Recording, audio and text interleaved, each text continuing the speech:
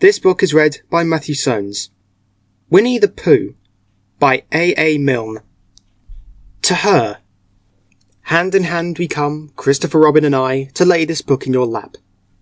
Say you're surprised? Say you like it? Say it's just what you wanted? Because it's yours. Because we love you. Introduction. If you happen to have read another book about Christopher Robin, you may remember that he once had a swan, or the swan had Christopher Robin, I don't know which, and that he used to call this swan Pooh. That was a long time ago, and when we said goodbye, we took the name with us, as we didn't think the swan would want it any more. Well, when Edward Bear said that he would like an exciting name all to himself, Christopher Robin said at once, without stopping to think, that he was Winnie the Pooh. And he was. So, as I have explained the Pooh part, I will now explain the rest of it. You can't be in London for long without going to the zoo. There are some people who begin the zoo at the beginning, called Way In, and walk as quickly as they can past every cage until they get to the one called Way Out. But the nicest people go straight to the animal they love the most and stay there.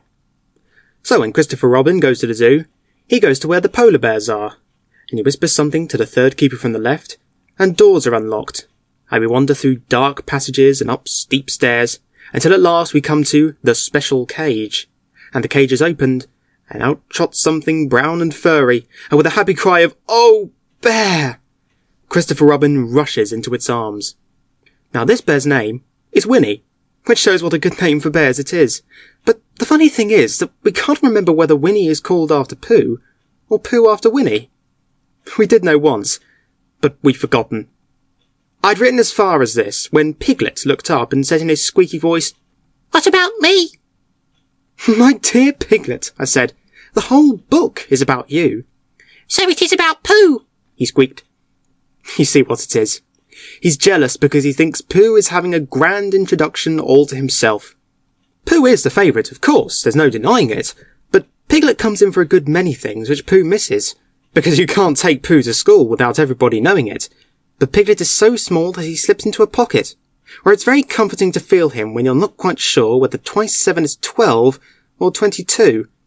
Sometimes he slips out and has a good look in the ink pot.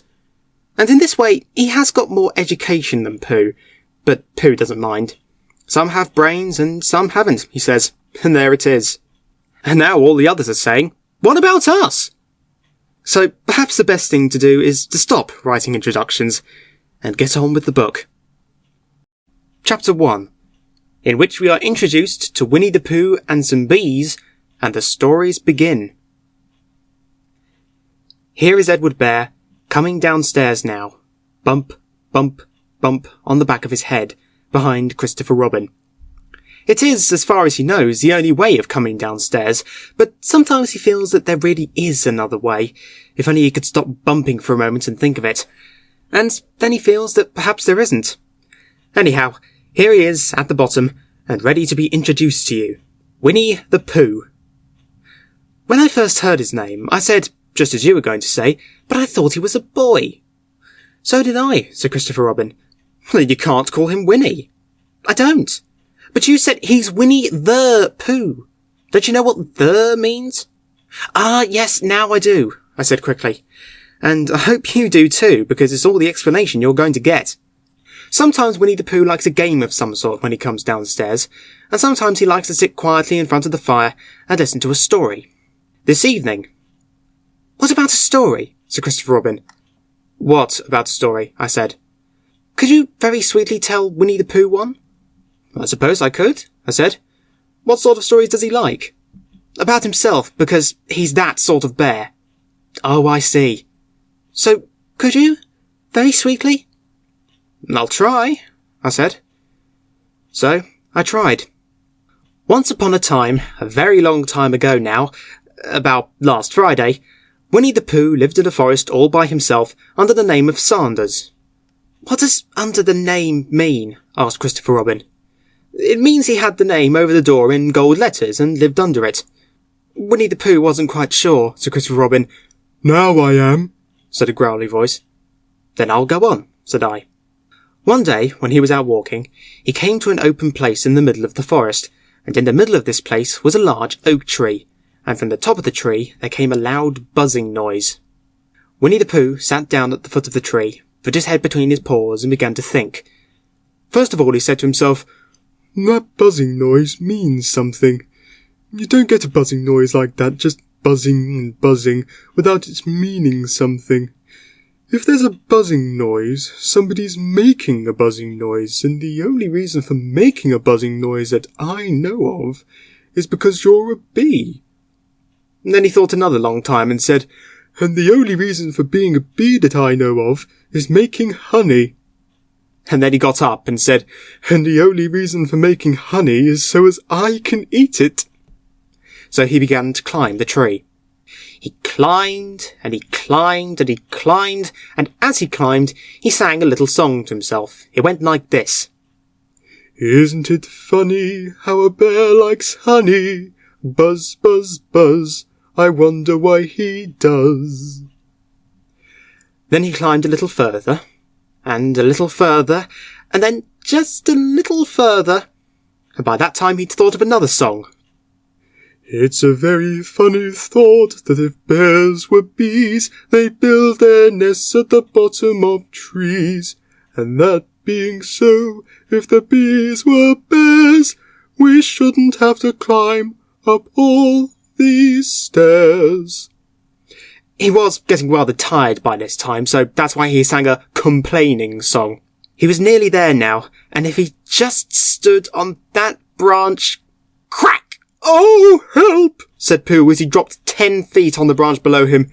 "If only I hadn't," he said, as he bounced 20 feet onto the next branch. "You see, what I meant to do," he explained as he turned head over heels and crashed onto another branch 30 feet below. "What I meant to do, of course it was rather," he admitted as he slithered very quickly through the next 6 branches. "It all comes, I suppose," he decided as he said goodbye to the last branch, spun round 3 times and flew gracefully into a gorse bush. "It all comes of liking honey so much. Oh, help!" He crawled out of the gorse bush, brushed the prickles from his nose and began to think again. And the first person he thought of was Christopher Robin. "Was that me?" said Christopher Robin in an awed voice, hardly daring to believe it. "That was you." Christopher Robin said nothing, but his eyes got larger and larger, and his face got pinker and pinker. So Winnie the Pooh went round to his friend Christopher Robin, who lived behind a green door in another part of the forest. "Good morning, Christopher Robin," he said. "Good morning, Winnie the Pooh," said you. "I wonder if you've got such a thing as a balloon about you." "A balloon?" "Yes, I just said to myself coming along, I wonder if Christopher Robin has such a thing as a balloon about him. I just said it to myself, thinking of balloons and, wondering." "What do you want a balloon for?" he said. Winnie the Pooh looked round to see that nobody was listening, put his paw to his mouth and said in a deep whisper, "Honey!" "But you don't get honey with balloons." "I do," said Pooh. "Well, it just happened that you'd been to a party the day before at the house of your friend Piglet, and you had balloons at the party. You had had a big green balloon, and one of Rabbit's relations had a big blue one, and had left it behind, being really too young to go to a party at all. And so you had brought the green one and the blue one home with you. Which one would you like?" you asked Pooh. He put his head between his paws and thought very carefully. "It's like this," he said. "When you go after honey with a balloon, the great thing is not to let the bees know you're coming. Now, if you have a green balloon, they might think you were only part of the tree and not notice you. And if you have a blue balloon, they might think you were only part of the sky and not notice you. And the question is, which is most likely?" "Wouldn't they notice you underneath the balloon?" you asked. "They might, or they might not," said Winnie the Pooh. "You never can tell with bees." He thought for a moment and said, "I shall try to look like a small black cloud. That will deceive them." "Then you'd better have the blue balloon," you said. And so it was decided. Well, you both went out with the blue balloon, and you took your gun with you, just in case, as you always did. And Winnie the Pooh went to a very muddy place that he knew of, and rolled until he was black all over. And then, when the balloon was blown up as big, and you and Pooh were both holding onto the string, you let go suddenly, and Pooh Bear floated gracefully up into the sky and stayed there, level with the top of the tree and about 20 feet away from it. "Hooray!" you shouted. "Isn't that fine?" shouted Winnie the Pooh down to you. "What do I look like?" You look like a bear holding onto a balloon," you said. "Not," said Pooh anxiously, "not like a small black cloud in a blue sky?" "Not very much." "Ah, well, perhaps from up here it looks different, and as I say, you never can tell with bees." There was no wind to blow him nearer to the tree, so there he stayed. He could see the honey, he could smell the honey, but he couldn't quite reach the honey. After a little while, he called down to you. "Christopher Robin," he said in a loud whisper. "Hello?" "I think the bees suspect something." "What sort of thing?" "I don't know, but something tells me that they're suspicious." "Perhaps they think that you're after their honey." "It may be that, you never can tell with bees." There was another little silence, and then he called down to you again. "Christopher Robin?" "Yes?" "Have you an umbrella in your house?" "I think so." "I wish you would bring it out here and walk up and down with it and look up at me every now and then and say, 'Tut, tut, it looks like rain.' I think if you did that, it would help the deception which we're practicing on these bees." Well, you laughed to yourself, silly old bear. But you didn't say it aloud because you were so fond of him. And you went home for your umbrella. "Oh, there you are!" called down Winnie the Pooh as soon as you got back to the tree. "I was beginning to get anxious. I've discovered that the bees are now definitely suspicious." "Shall I put my umbrella up?" you said. "Yes, but wait a moment, we must be practical. The important bee to deceive is the queen bee. Can you see which is the queen bee from down there?" "No." "Oh, a pity. Well now, if you walk up and down with your umbrella saying, 'Tut, tut, it looks like rain,' I shall do what I can by singing a little cloud song, such as a cloud might sing. Go!" So, while you walked up and down and wondered if it would rain, Winnie the Pooh sang this song. "How sweet to be a cloud floating in the blue. Every little cloud always sings aloud. How sweet to be a cloud floating in the blue. It makes him very proud to be a little cloud." The bees were still buzzing as suspiciously as ever. Some of them indeed left their nests and flew all round the cloud as it began the second verse of this song. And one bee sat down on the nose of the cloud for a moment and then got up again. "Christopher— Ow! Robin!" called out the cloud. "Yes?" "I've just been thinking, and I've come to a very important decision. These are the wrong sort of bees." "Are they?" "Oh, quite the wrong sort. So I should think they would make the wrong sort of honey, shouldn't you?" "Would they?" Yes. So I think I shall come down." "How?" asked you. Winnie the Pooh hadn't thought about this. If he let go of the string, he would fall bump, and he didn't like the idea of that. So he thought for a long time, and then he said, "Christopher Robin, you must shoot the balloon with your gun. Have you got your gun?" "Of course I have," you said. "But if I do that, it'll spoil the balloon," you said. "But if you don't," said Pooh, "I shall have to let go, and that would spoil me." When he put it like this, you saw how it was, and you aimed very carefully at the balloon and fired. "Oh!" said Pooh. "Did I miss?" you asked. "You didn't exactly miss," said Pooh, "but you missed the balloon." "I'm so sorry," you said, and you fired again. And this time you hit the balloon, and the air came slowly out, and Winnie the Pooh floated down to the ground. But his arms were so stiff from holding onto the string of the balloon all that time that they stayed up straight in the air for more than a week. And whenever a fly came and settled on his nose, he had to blow it off. Pooh! And I think, but I'm not quite sure, that is why he was always called Pooh. Is that the end of the story? Asked Christopher Robin. And that's the end of that one. There are others. About Pooh and me. Pet piglets and rabbits and all of you. Don't you remember? I do remember. And then, when I try to remember, I forget. That day when Pooh and Piglet tried to catch the heffalump, they didn't catch it, did they? No.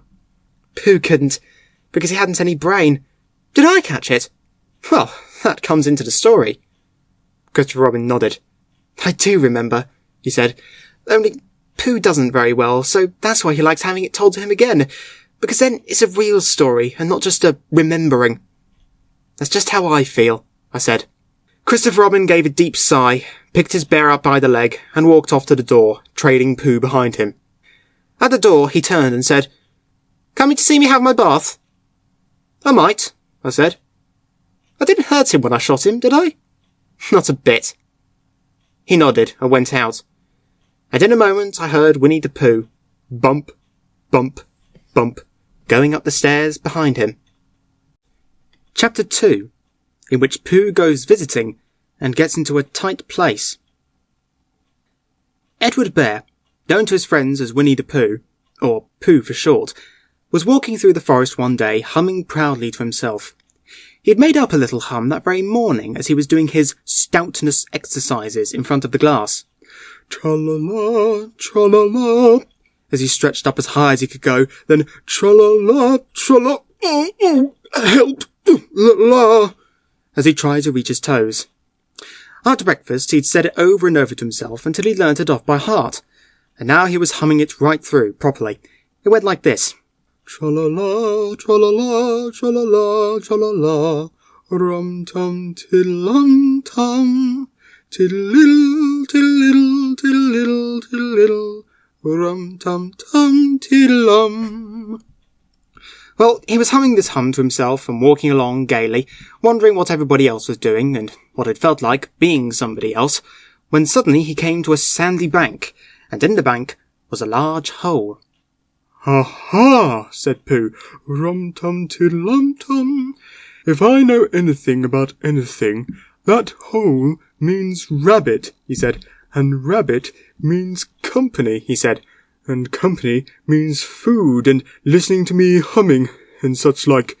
Rum-tum-tum-tiddle-um. So he bent down, put his head into the hole and called out, Is anybody at home? There was a sudden scuffling noise from inside the hole, and then silence. What I said was, is anybody at home? Called out Pooh very loudly. No, said a voice, and then added, You needn't shout so loud, I heard you quite well the first time. Bother, said Pooh. Isn't there anybody here at all? Nobody. Winnie the Pooh took his head out of the hole and thought for a little, and he thought to himself, There must be somebody there, because somebody must have said nobody. So he put his head back in the hole and said, Hello, Rabbit! Isn't that you? No, said Rabbit, in a different sort of voice this time. But isn't that Rabbit's voice? I don't think so, said Rabbit. It isn't meant to be. Oh, said Pooh.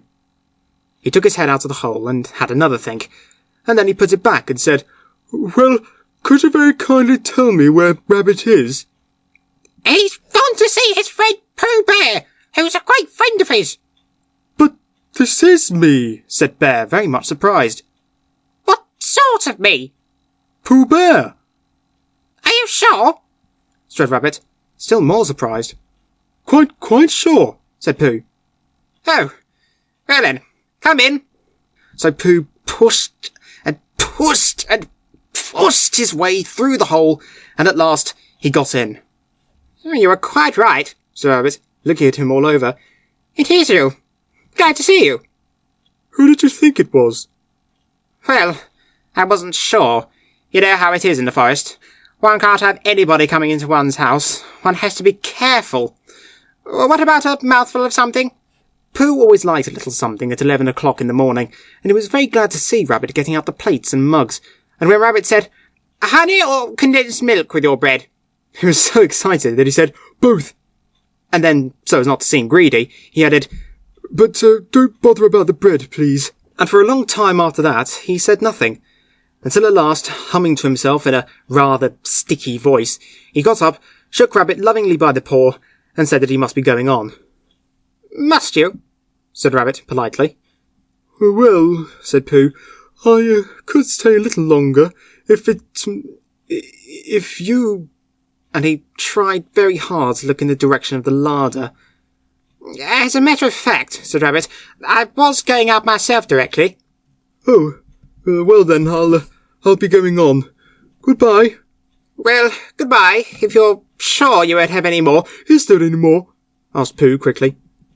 Rabbit took the covers off the dishes and said, "No, there wasn't." "I thought not," said Pooh, nodding to himself. "Well, goodbye. I must be going on." So he started to climb out of the hole.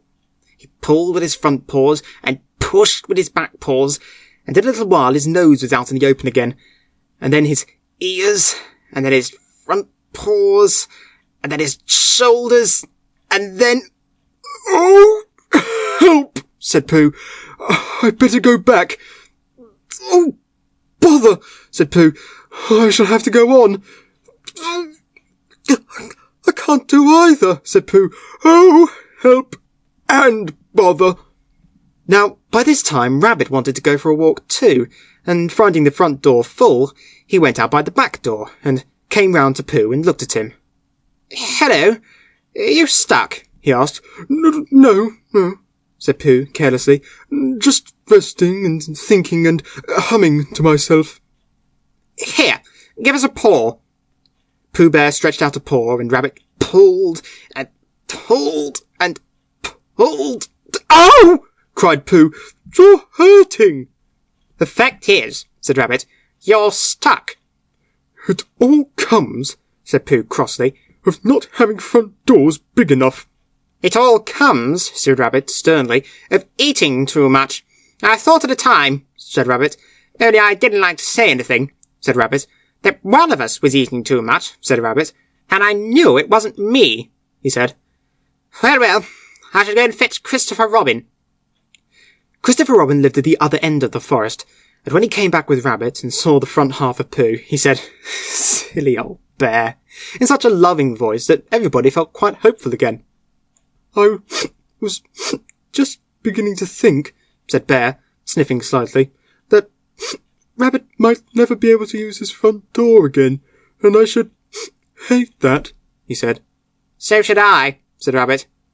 "Use his front door again?" said Christopher Robin.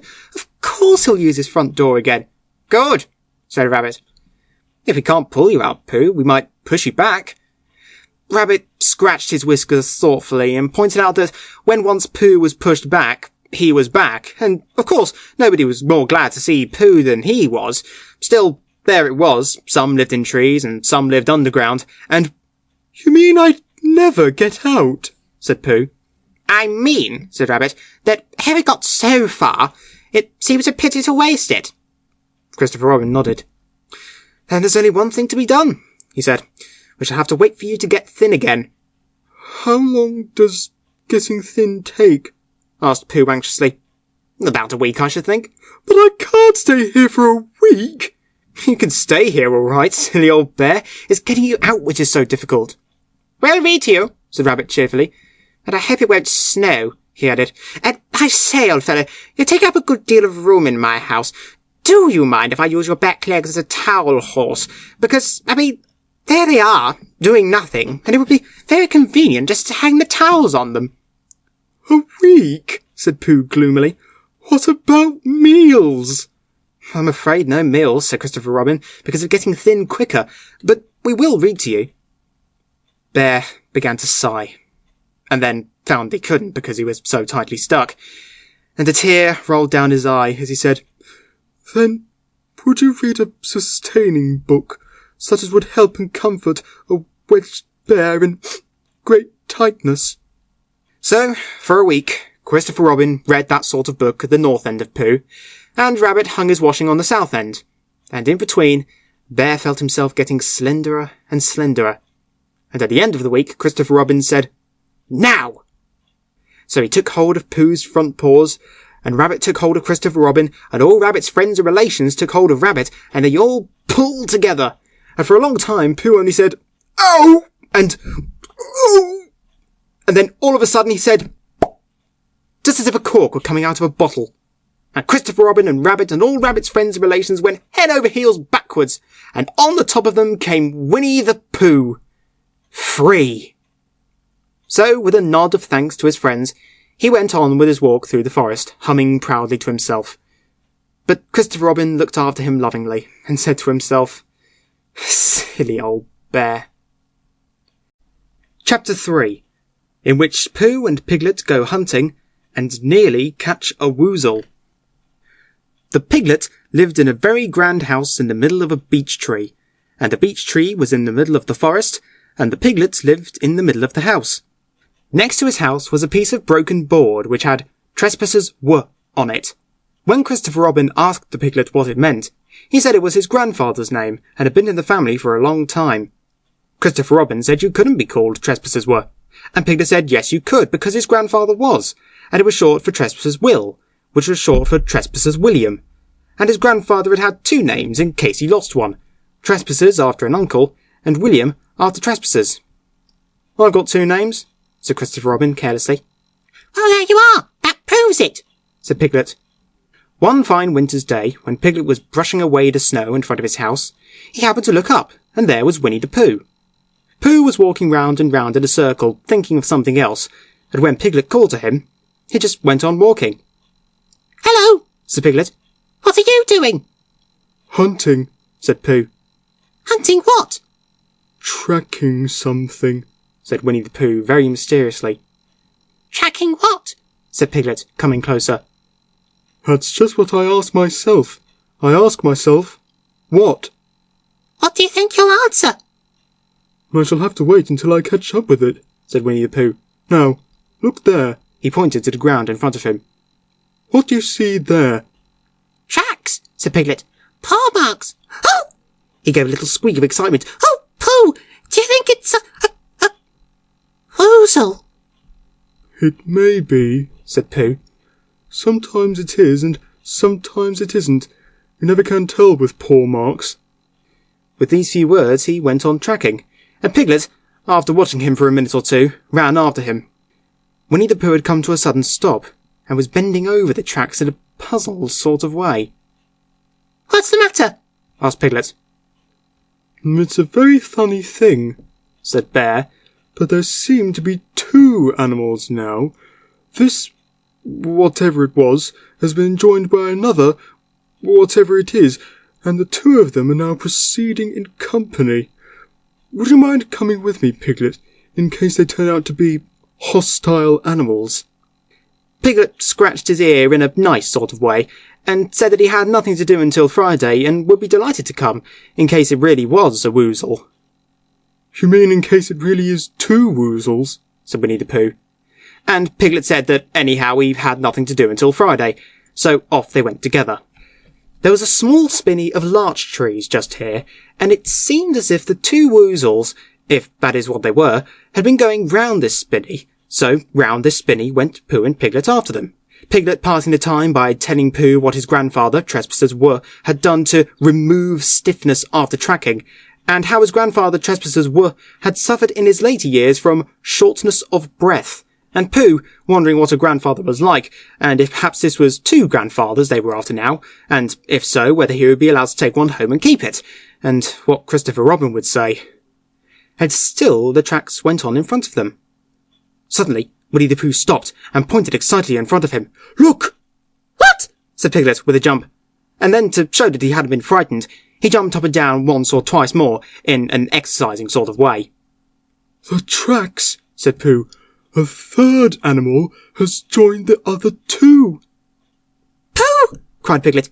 "Do you think it's another woozle?" No, said Pooh, because it makes different marks.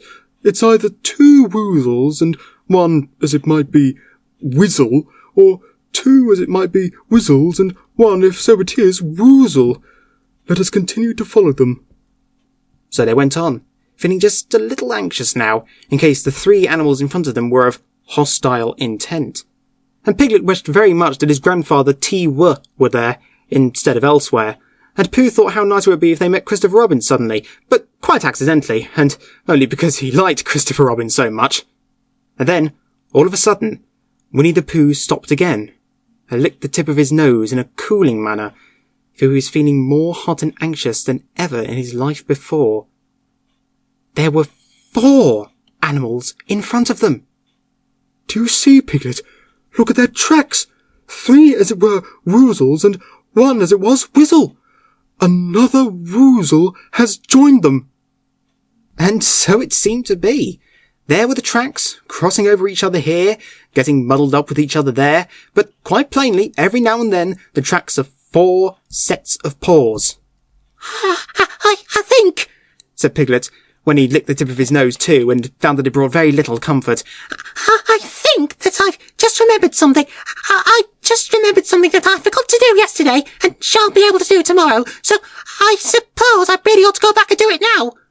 We'll do it this afternoon, and I'll come with you, said Pooh. It isn't the sort of thing you could do in the afternoon, said Piglet quickly. It's a very particular morning thing that has to be done in the morning, and if possible between the hours of...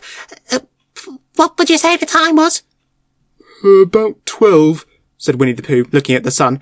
Between, as I was saying, the hours of 12 and 12:05. So really, dear old Pooh, if you'll excuse me... Oh, what's that? Pooh looked up at the sky, and then, as he heard the whistle again, he looked up into the branches of a big oak tree, and then he saw a friend of his. It's Christopher Robin, he said.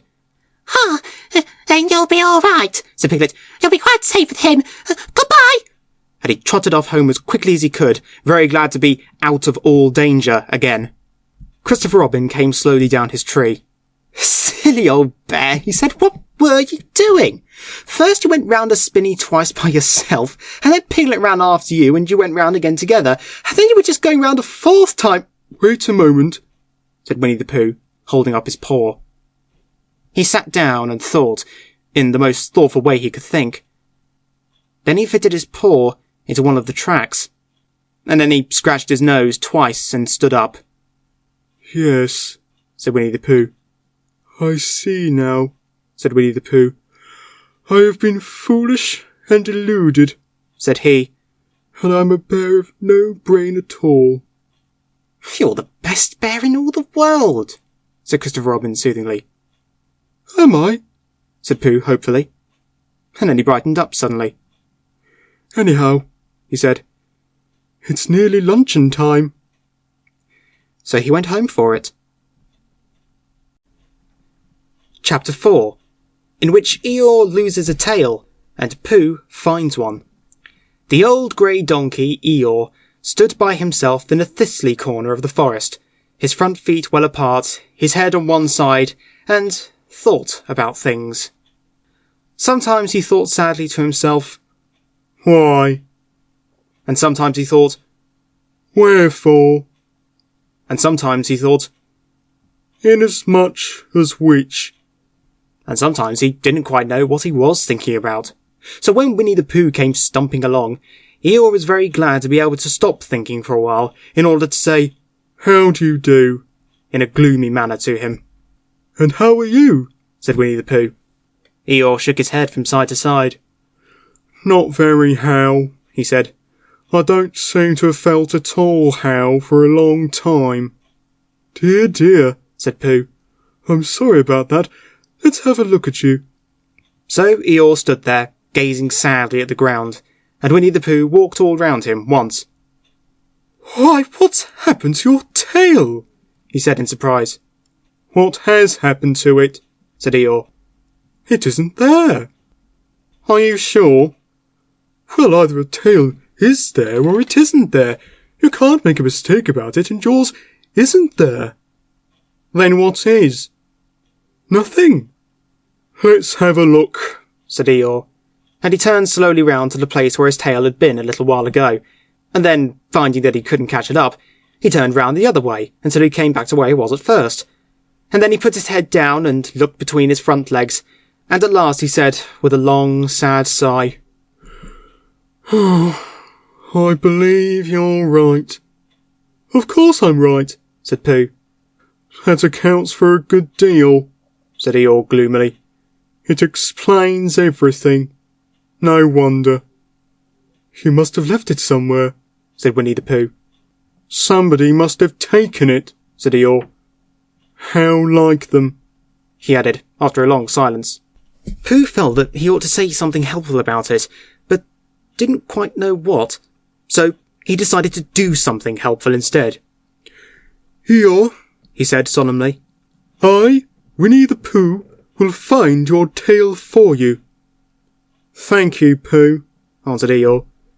You're a real friend, said he. Not like some, he said. So Winnie the Pooh went off to find Eeyore's tail. It was a fine spring morning in the forest as he started out. Little soft clouds played happily in a blue sky, skipping from time to time in front of the sun as if they'd come to put it out, and then sliding away suddenly so that the next might have his turn. Through them and between them the sun shone bravely, and the copse, which had worn its furs all the year round, seemed old and dowdy now beside the new green lace which the beeches had put on so prettily. Through copse and spinney marched Bear, down open slopes of gorse and heather, over rocky beds of streams, up steep banks of sandstone, into the heather again, and so at last, tired and hungry, to the 100-acre wood, for it was in the 100-acre wood that Owl lived. And if anyone knows anything about anything, said Bear to himself, it's Owl who knows something about something, he said. Or my name's not Winnie the Pooh, he said. Which it is, he added. So, there you are. Owl lived at the Chestnuts, an old world residence of great charm, which was grander than anybody else's, or seemed so to Bear, because it had both a knocker and a bell pull. Underneath the knocker, there was a notice which said, Ples ring if an runser is required. Underneath the bell pull, there was a notice which said, Ples knoke if an runser is not requid. These notices had been written by Christopher Robin, who was the only one in the forest who could spell, for Owl, wise though he was in many ways, able to read and write and spell his own name, W-O-L, yet somehow went all to pieces over delicate words like measles and buttered toast. Winnie the Pooh read the two notices very carefully, first from left to right, and afterwards, in case he'd missed some of it, from right to left. Then, to make quite sure, he knocked and pulled the knocker, and he pulled and knocked the bell rope, and he called out in a very loud voice, Owl, I require an answer. It's Bear speaking. And the door opened, and Owl looked out. Hello, Pooh, he said. How's things? Terrible and sad, said Pooh, because Eeyore, who is a friend of mine, has lost his tail, and he's moping about it, so could you very kindly tell me how to find it for him? Well, said Owl, the customary procedure in such cases is as follows. What does customary proceed cake mean? Said Pooh, for I am a bear of very little brain, and long words bother me. It means the thing to do. Oh, as long as it means that, I don't mind, said Pooh humbly. The thing to do is as follows. First, issue a reward, then... Just a moment, said Pooh, holding up his paw. What do we do to this... What you were saying? You sneezed just as you were going to tell me. I didn't sneeze. Yes, you did, Owl. Excuse me, Pooh, I didn't. You can't sneeze without knowing it. Well, you can't know it without something having been sneezed. What I said was, first, issue a reward.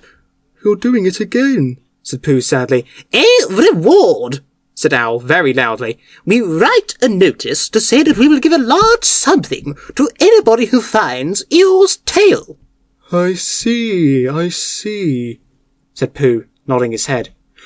Talking about large somethings, he went on dreamily, I generally have a small something about now, about this time in the morning. And he looked wistfully at the cupboard in the corner of Owl's parlour. Just a mouthful of condensed milk or whatnot, with perhaps a lick of honey.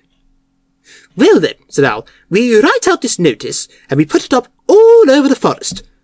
A lick of honey, murmured Bear to himself. Or not, as the case may be. Whew. And he gave a deep sigh, and tried very hard to listen to what Al was saying. But Al went on and on, using longer and longer words, until at last he came back to where he started, and he explained that the person to write out this notice was Christopher Robin. It was he who wrote the ones on my front door for me. Did you see them, Pooh? For some time now, Pooh had been saying yes and no in turn, with his eyes shut to all that Al was saying. And having said yes, yes last time, he said no, not at all now, without really knowing what Al was talking about. Didn't you see them? Said Al, a little surprised. Come and look at them now. So they went outside. And Pooh looked at the knocker and the notice below it. And he looked at the bell rope and the notice below it. And the more he looked at the bell rope, the more he felt that he'd seen something like it, somewhere else, sometime before. Handsome bell rope, isn't it? Said Al. Pooh nodded. It reminds me of something, He said. but I can't think what. Where did you get it? I just came across it in the forest. It was hanging over a bush, and I thought at first somebody lived there, so I rang it and nothing happened. And then I rang it again very loudly, and it came off in my hand. And as nobody seemed to want it, I took it home and— Owl, Said Pooh solemnly.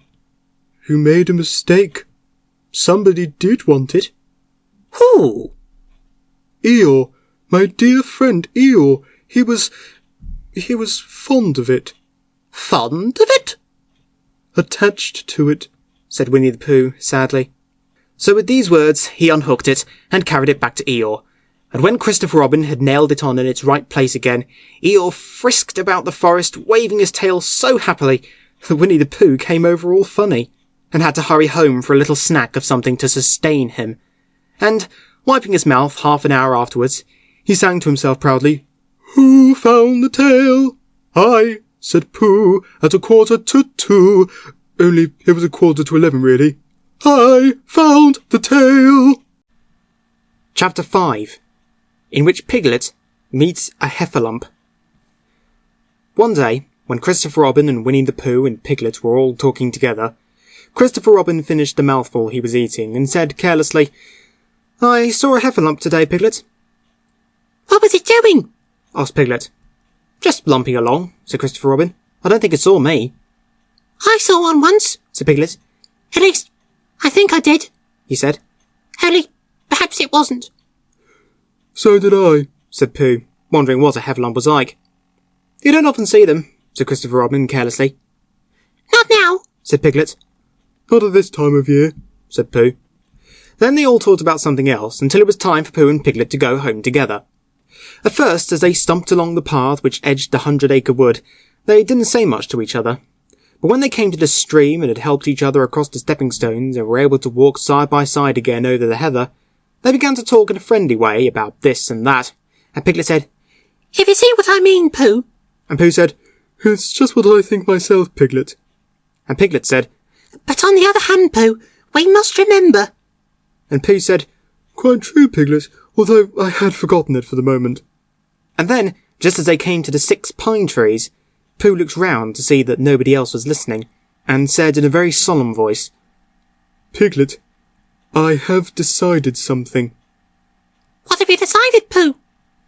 I have decided to catch a heffalump.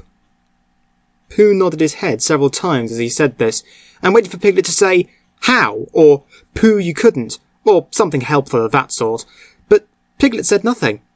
The fact was, Piglet was wishing that he had thought about it first. I shall do it, Said Pooh, after waiting a little longer, by means of a trap, and it must be a cunning trap, so you will have to help me, Piglet.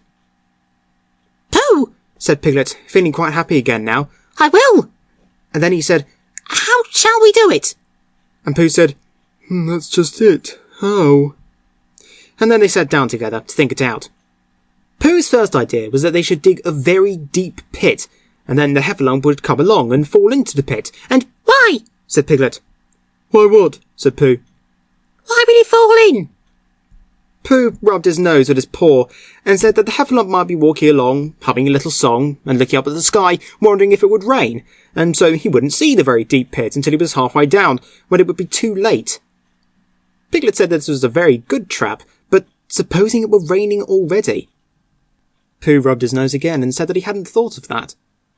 And then he brightened up and said that if it were raining already, the heffalump would be looking at the sky, wondering if it would clear up, and so he wouldn't see the very deep pit until he was halfway down, when it would be too late. Piglet said that now that this point had been explained, he thought it was a cunning trap. Pooh was very proud when he heard this, and he felt that the heffalump was as good as caught already. But there was just one other thing which had to be thought about, and it was this. Where should they dig the very deep pit? Piglet said that the best place would be somewhere where a heffalump was, just before he fell into it, only about a foot farther on. But then he would see us digging it, said Pooh. Not if he was looking at the sky. He would suspect, said Pooh, if he happened to look down. He thought for a long time, and then added sadly, This isn't easy as I thought. I suppose that's why heffalumps hardly ever get caught. That must be it, said Piglet. They sighed and got up, and when they'd taken a few gorse prickles out of themselves, they sat down again. And all the time Pooh was saying to himself, If only I could think of something. For he felt sure that a very clever brain could catch a heffalump, if only he knew the right way to go about it. Suppose, he said to Piglet, you wanted to catch me. How would you do it? Well, said Piglet, I should do it like this. I should make a trap, and I should put a jar of honey in the trap, and you would smell it, and you would go in after it. And I would go in after it, said Pooh excitedly, only very carefully so as not to hurt myself, and I would get to the jar of honey, and I should lick around the edges, first of all, pretending that there wasn't any more, you know, and then I should walk away and think about it a little, and then I should come back and start licking in the middle of the jar, and then... Yes, well, never mind about that. There you would be, and there I should catch you. Now, the first thing to think of is, what do heffalumps like? I should think acorns, shouldn't you? Well, get a lot of... I say, wake up, Pooh! Pooh, who had gone into a happy dream, woke up with a start and said that honey was a much more trappy thing than haycorns. Piglet didn't think so, and they were just going to argue about it when Piglet remembered that if they put acorns in the trap, he would have to find the acorns. But if they put honey, then Pooh would have to give up some of his own honey. So he said, All right, honey then. Just as Pooh remembered it too, and was going to say, All right, acorns. Honey, said Piglet to himself, in a thoughtful way, as if it were now settled. I'll dig the pit while you go and get the honey. Very well, said Pooh, and he stumped off. As soon as he got home, he went to the larder, and he stood on a chair and took down a very large jar of honey from the top shelf. It had Hunny written on it, but just to make sure, he took off the paper cover and looked at it, and it looked just like honey. But you never can tell, said Pooh. I remember my uncle saying once that he'd seen cheese just this colour. So he put his tongue in and took a large lick. Yes, he said, it is, no doubt about that. And honey, I should say, right down to the bottom of the jar, unless, of course, he said, somebody put cheese in at the bottom, just for a joke. Perhaps I'd better go a little further, just in case heffalumps don't like cheese, same as me. And he gave a deep sigh. I was right. It is honey, right the way down. Having made certain of this, he took the jar back to Piglet, and Piglet looked up from the bottom of his very deep pit and said, Got it! And Pooh said, Yes, but it isn't quite a full jar. And he threw it down to Piglet, and Piglet said, No, it isn't.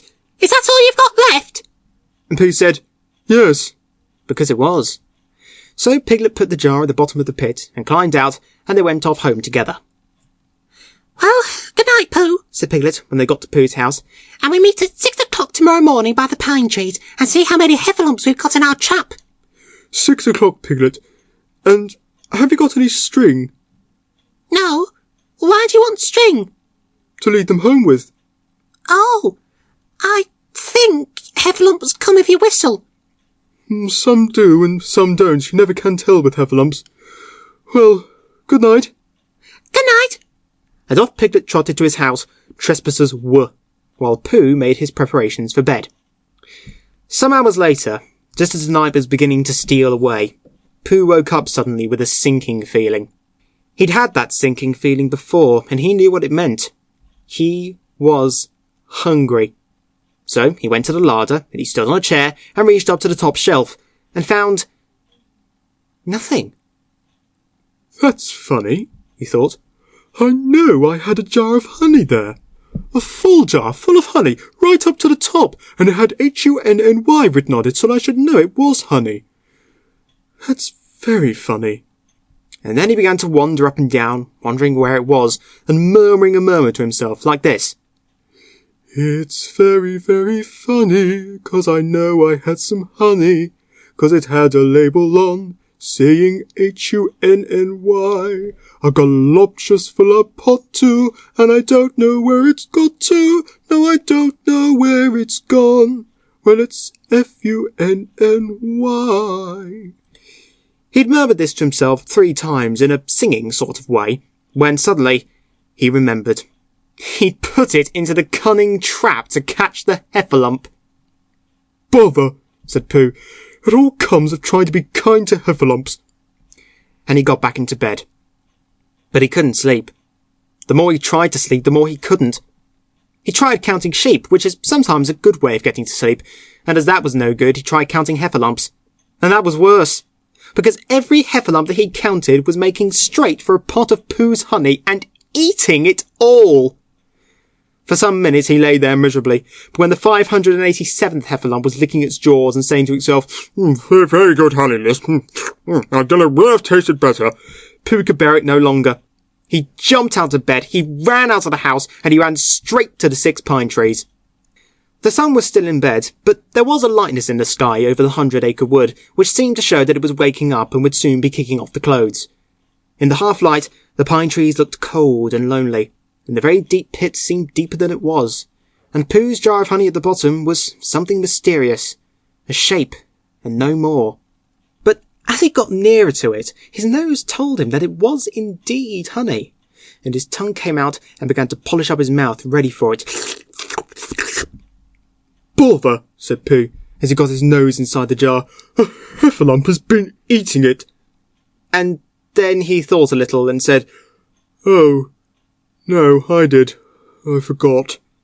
Indeed, he had eaten most of it, but there was a little left at the very bottom of the jar, and he pushed his head right in and began to lick. By and by, Piglet woke up. As soon as he woke, he said to himself, Oh! Then he said bravely, Yes! And then still more bravely, Quite so! But he didn't feel very brave, for the word which was really jiggetting about in his brain was heffalumps. What was a heffalump like? Was it fierce? Did it come when he whistled, and how did it come? Was it fond of pigs at all? If it was fond of pigs, did it make any difference what sort of pig? Supposing it was fierce with pigs, would it make any difference that the pig had a grandfather called Trespassers William? He didn't know the answer to any of these questions, and he was going to see his first heffalump in about an hour from now. Of course, Pooh would be with him, and it was much more friendly with 2, but suppose heffalumps were very fierce with pigs and bears. Wouldn't it be better to pretend that he had a headache and couldn't go up to the 6 pine trees this morning? But then suppose that it was a very fine day and there was no heffalump in the trap. Here he would be in bed all the morning, simply wasting his time for nothing. What should he do? And then he had a clever idea. He would go up very quietly to the 6 pine trees now, peep very cautiously into the trap and see if there was a heffalump there. And if there was, he would go back to bed, and if there wasn't, he wouldn't. So off he went. At first he thought that there wouldn't be a heffalump in the trap, and then he thought that there would, And as he got nearer, he was sure that there would, because he could hear it heffalomping about it like anything. Oh dear, said Piglet to himself. He wanted to run away, but somehow, having got so near, he felt that he must just see what a heffalump was like. So he crept to the side of the trap and looked in. And all the time, Winnie the Pooh had been trying to get the honey jar off his head. The more he shook it, the more tightly it stuck. "Bother!" he said inside the jar, and "Oh, help!" and mostly, "Oh!" And he tried bumping it against things, but as he couldn't see what he was bumping it against, it didn't help him. And he tried to climb out of the trap, but as he could see nothing but jar, and not much of that, he couldn't find his way. So at last, he lifted up his head, jar and all, and made a loud roaring noise of sadness and despair. "Oh!" And it was at that moment that Piglet looked down. "Help! Help!" cried Piglet. "A heffalump! A horrible heffalump!" And he scampered off as hard as he could, still crying out, "Help! Help! A horrible heffalump! A horrible heffalump! Horrible heffalump! Oh!" And he didn't stop crying and scampering until he got to Christopher Robin's house. "Whatever's the matter, Piglet?" said Christopher Robin, who was just getting up. "Help!" said Piglet, breathing so hard that he could hardly speak. "Help! A heffalump!" "Where?" "Up there," said Piglet, waving his paw. What did it look like? Like, oh, it had the biggest head you ever saw, Christopher Robin. A great enormous thing, like nothing. A huge, big, like I don't know, like an enormous, big nothing, like a jar." "Well," said Christopher Robin, putting on his shoes, "I shall go and look at it. Come on." Piglet wasn't afraid if he had Christopher Robin with him, so off they went. "I can hear it, can't you?" said Piglet anxiously as they got near. "I can hear something," said Christopher Robin. It was Pooh bumping his head against a tree root he'd found. "There," said Piglet. "Isn't it awful?" And he held on tight to Christopher Robin's hand. Suddenly, Christopher Robin began to laugh, and he laughed, and he laughed, and he laughed. And while he was still laughing, crash went the heffalump's head against the tree root, smash went the jar, and out came Pooh's head again. Then Piglet saw what a foolish Piglet he'd been, and he was so ashamed of himself that he ran straight off home and went to bed with a headache. But Christopher Robin and Pooh went home to breakfast together. "Oh, Bear," said Christopher Robin, "how I do love you."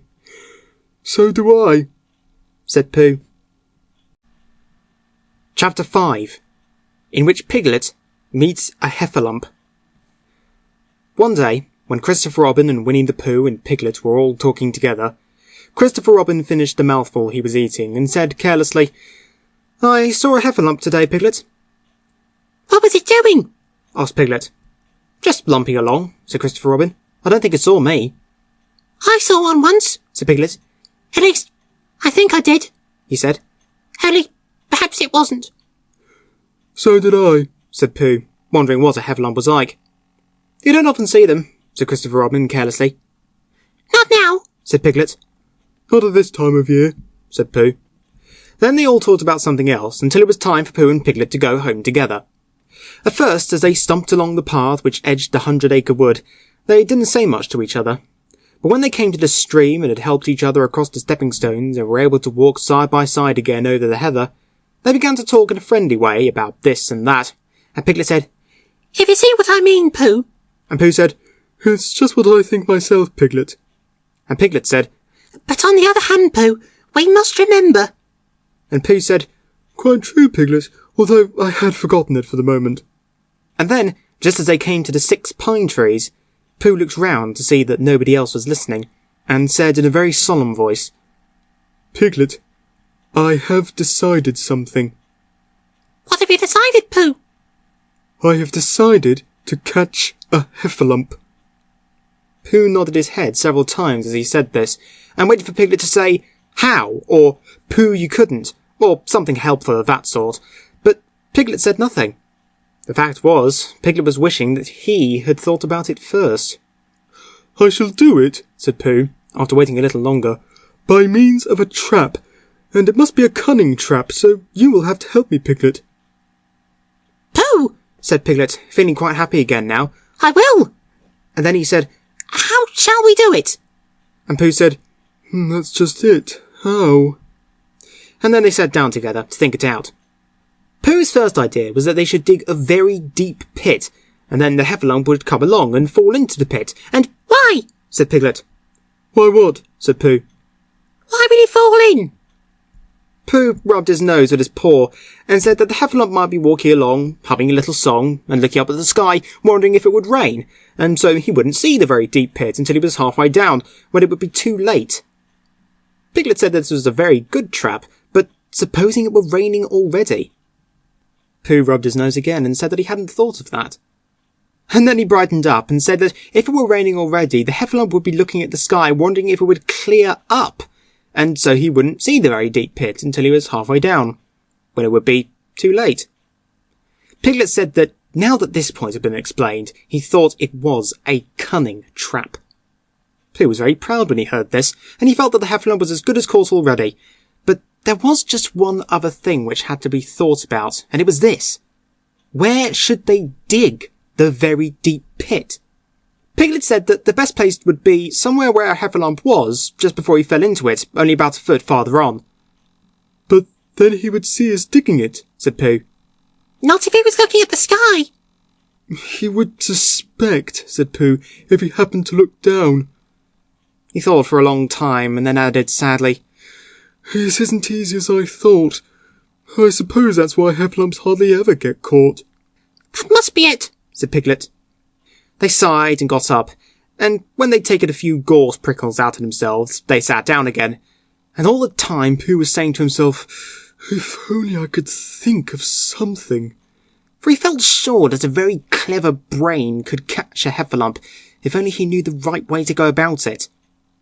"Suppose," he said to Piglet, "you wanted to catch me. How would you do it?" Well, said Piglet. I should do it like this. I should make a trap, and I should put a jar of honey in the trap, and you would smell it, and you would go in after it. And I would go in after it," said Pooh excitedly, "only very carefully so as not to hurt myself, and I would get to the jar of honey, and I should lick around the edges, first of all, pretending that there wasn't any more, you know, and then I should walk away and think about it a little, and then I should come back and start licking in the middle of the jar, and then—" Yes, well, never mind about that. There you would be, and there I should catch you. Now, the first thing to think of is, what do heffalumps like? I should think acorns, shouldn't you? Well, get a lot of... I say, wake up, Pooh! Pooh, who had gone into a happy dream, woke up with a start and said that honey was a much more trappy thing than haycorns. Piglet didn't think so, and they were just going to argue about it when Piglet remembered that if they put acorns in the trap, he would have to find the acorns. But if they put honey, then Pooh would have to give up some of his own honey. So he said, All right, honey then. just as Pooh remembered it too, and was going to say, "All right, acorns." Honey, said Piglet to himself, in a thoughtful way, as if it were now settled. I'll dig the pit while you go and get the honey. "Very well," said Pooh, and he stumped off. As soon as he got home, he went to the larder, and he stood on a chair, and took down a very large jar of honey from the top shelf. It had HUNNY written on it, but just to make sure, he took off the paper cover and looked at it, and it looked just like honey. "But you never can tell," said Pooh. "I remember my uncle saying once that he'd seen cheese just this colour." So he put his tongue in and took a large lick. "Yes," he said, "it is, no doubt about that. And honey, I should say, right down to the bottom of the jar, unless, of course," he said, "somebody put cheese in at the bottom, just for a joke. Perhaps I'd better go a little further, just in case heffalumps don't like cheese, same as me."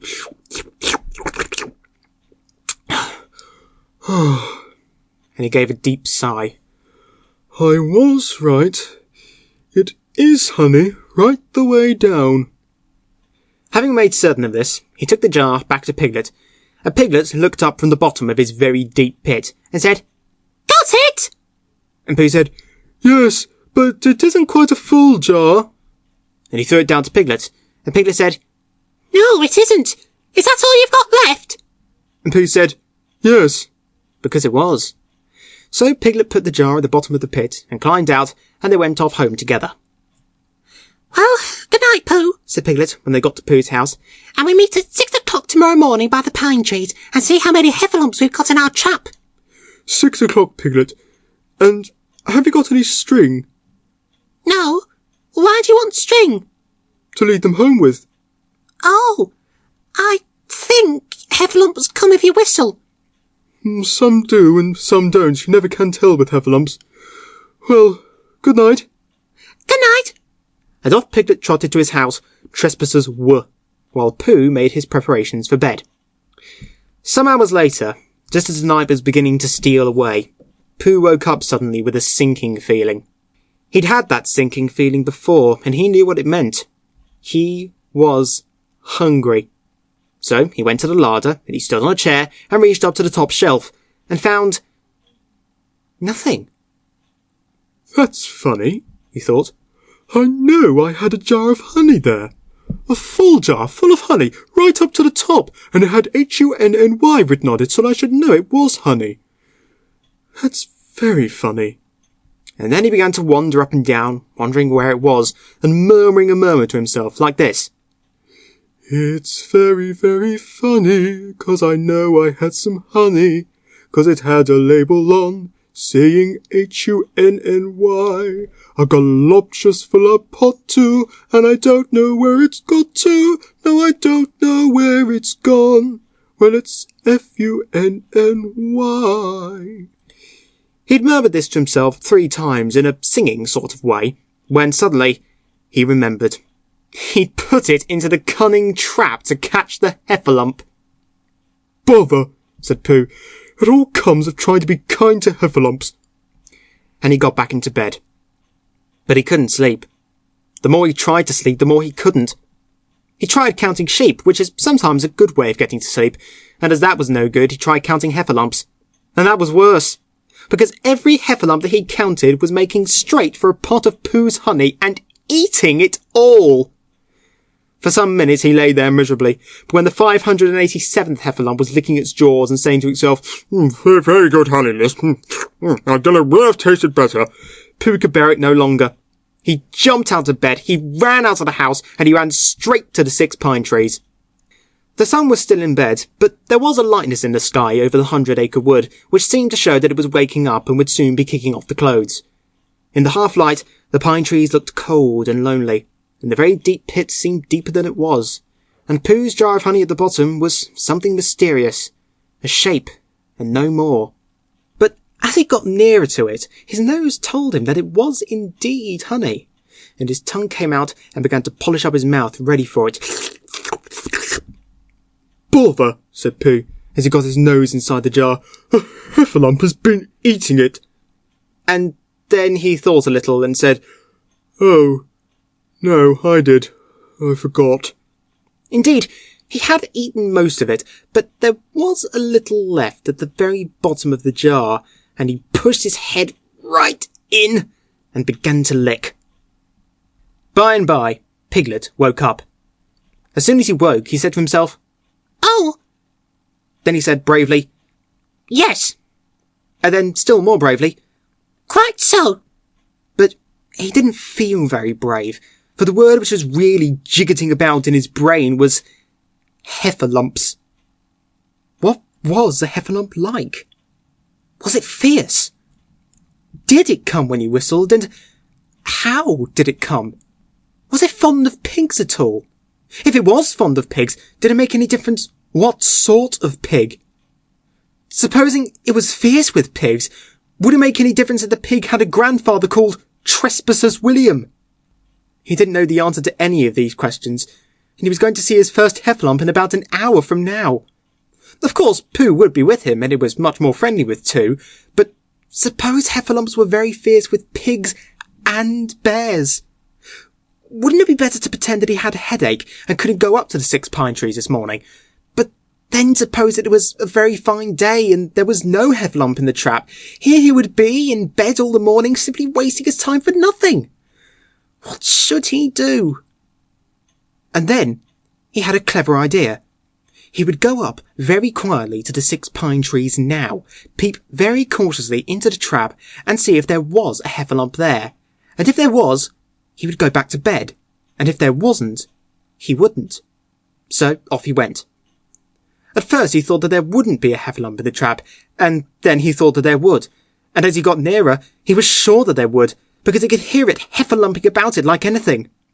Oh dear, said Piglet to himself. He wanted to run away, but somehow, having got so near, he felt that he must just see what a heffalump was like. So he crept to the side of the trap and looked in. And all the time, Winnie the Pooh had been trying to get the honey jar off his head. The more he shook it, the more tightly it stuck. Bother, he said inside the jar, and oh, help! And mostly, oh! And he tried bumping it against things, but as he couldn't see what he was bumping it against, it didn't help him. And he tried to climb out of the trap, but as he could see nothing but jar, and not much of that, he couldn't find his way. So at last he lifted up his head, jar and all, and made a loud roaring noise of sadness and despair. Oh! And it was at that moment that Piglet looked down. Help! Help! Cried Piglet. A heffalump! A horrible heffalump! And he scampered off as hard as he could, still crying out, Help! Help! A horrible heffalump!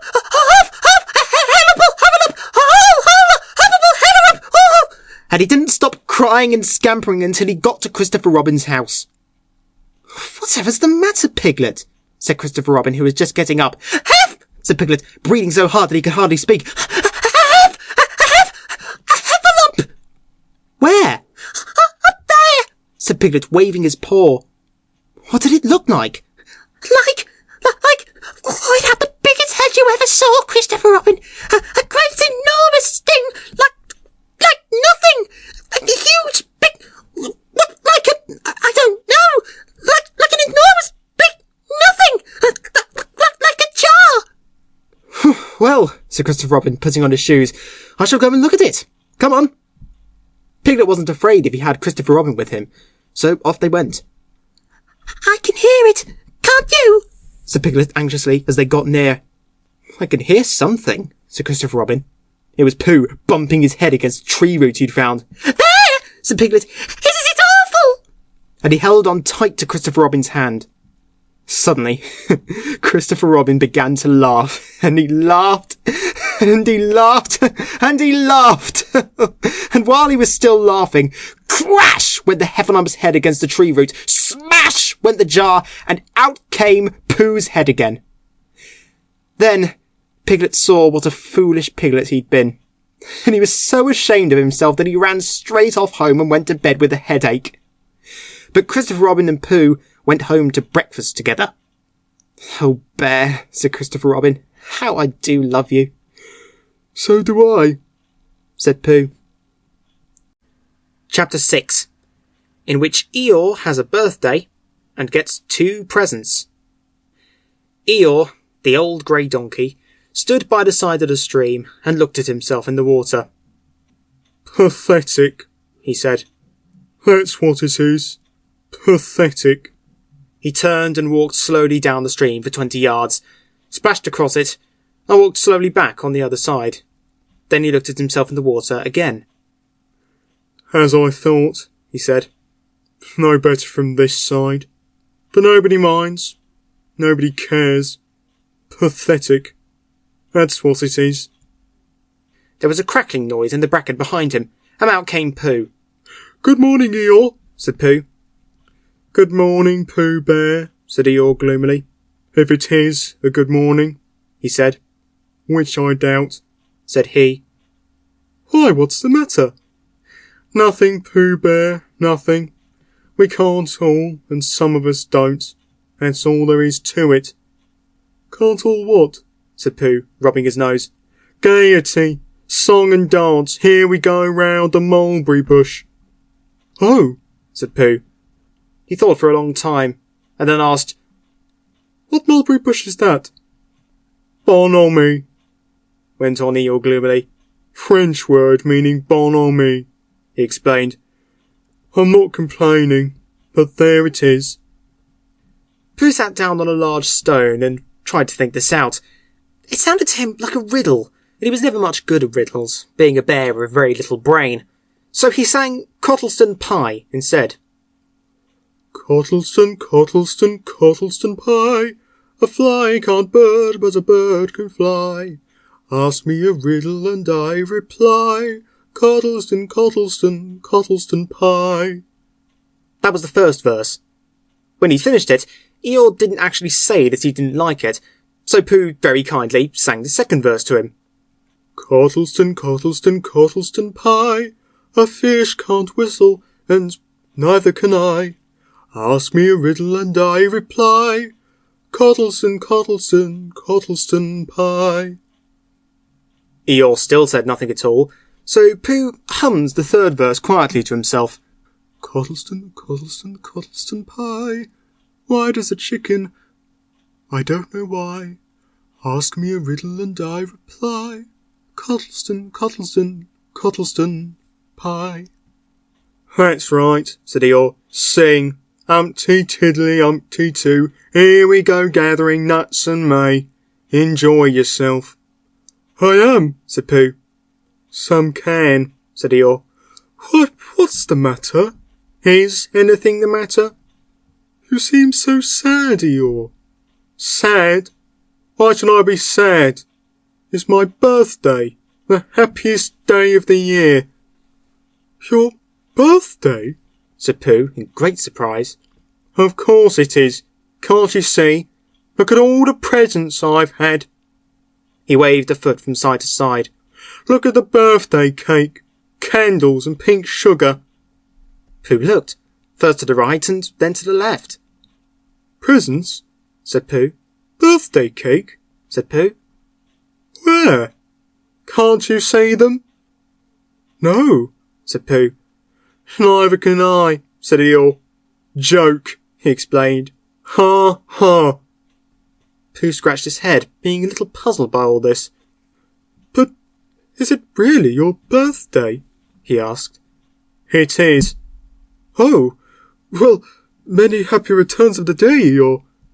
And many happy returns to you, Pooh Bear. But it isn't my birthday. No, it's mine. But you said many happy returns. Well, why not?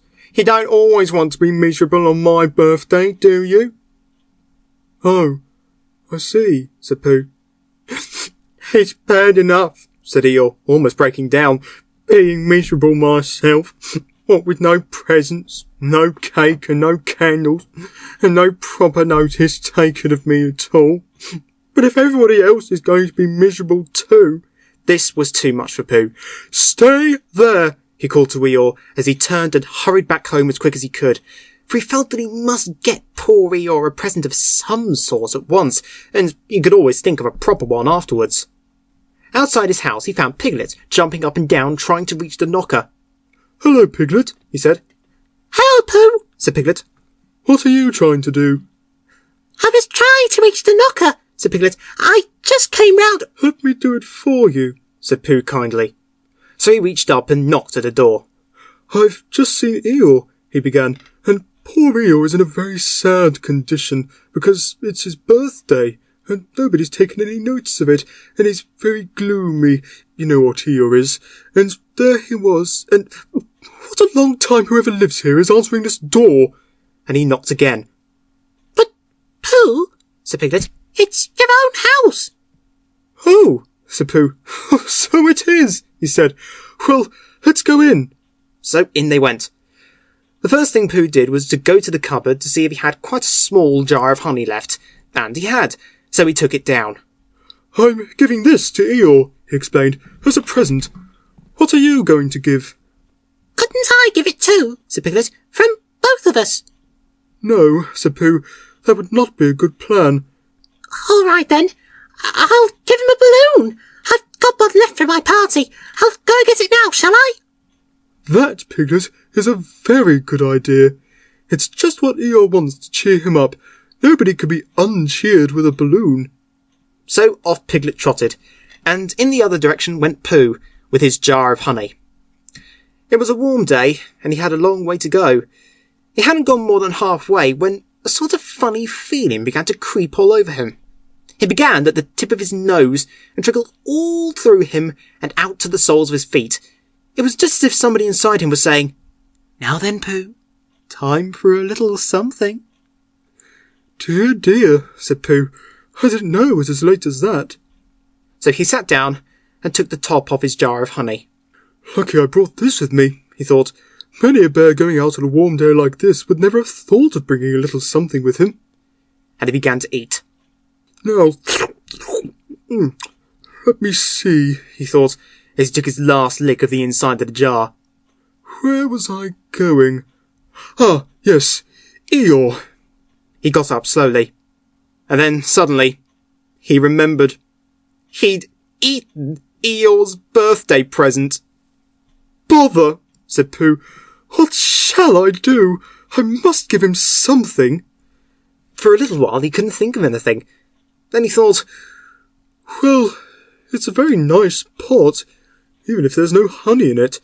And if I washed it clean and got somebody to write a happy birthday on it, Eeyore could keep things in it which might be useful.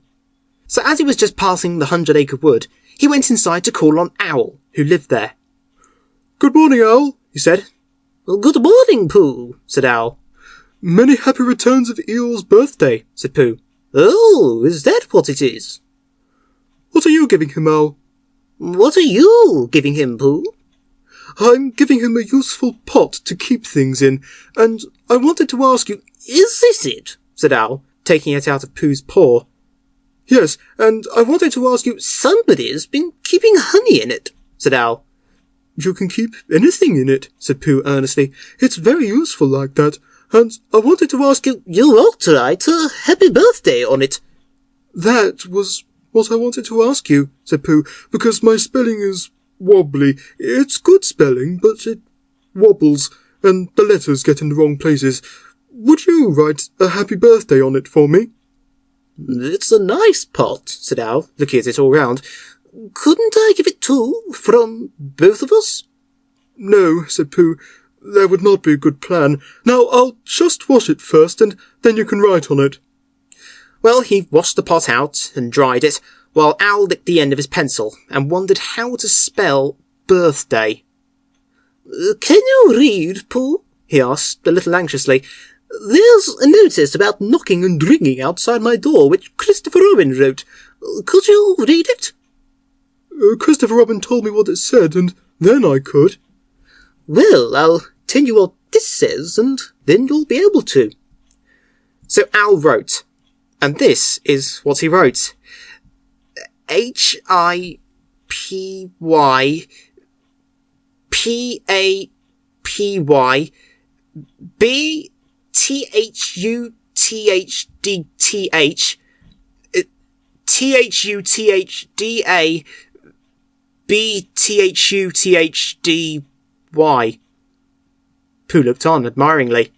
I'm just saying a happy birthday, said Owl carelessly. It's a nice long one, said Pooh, very much impressed by it. Well, actually, of course, I'm saying a very happy birthday with a note from Pooh. Naturally, it takes a good deal of pencil to say a long thing like that.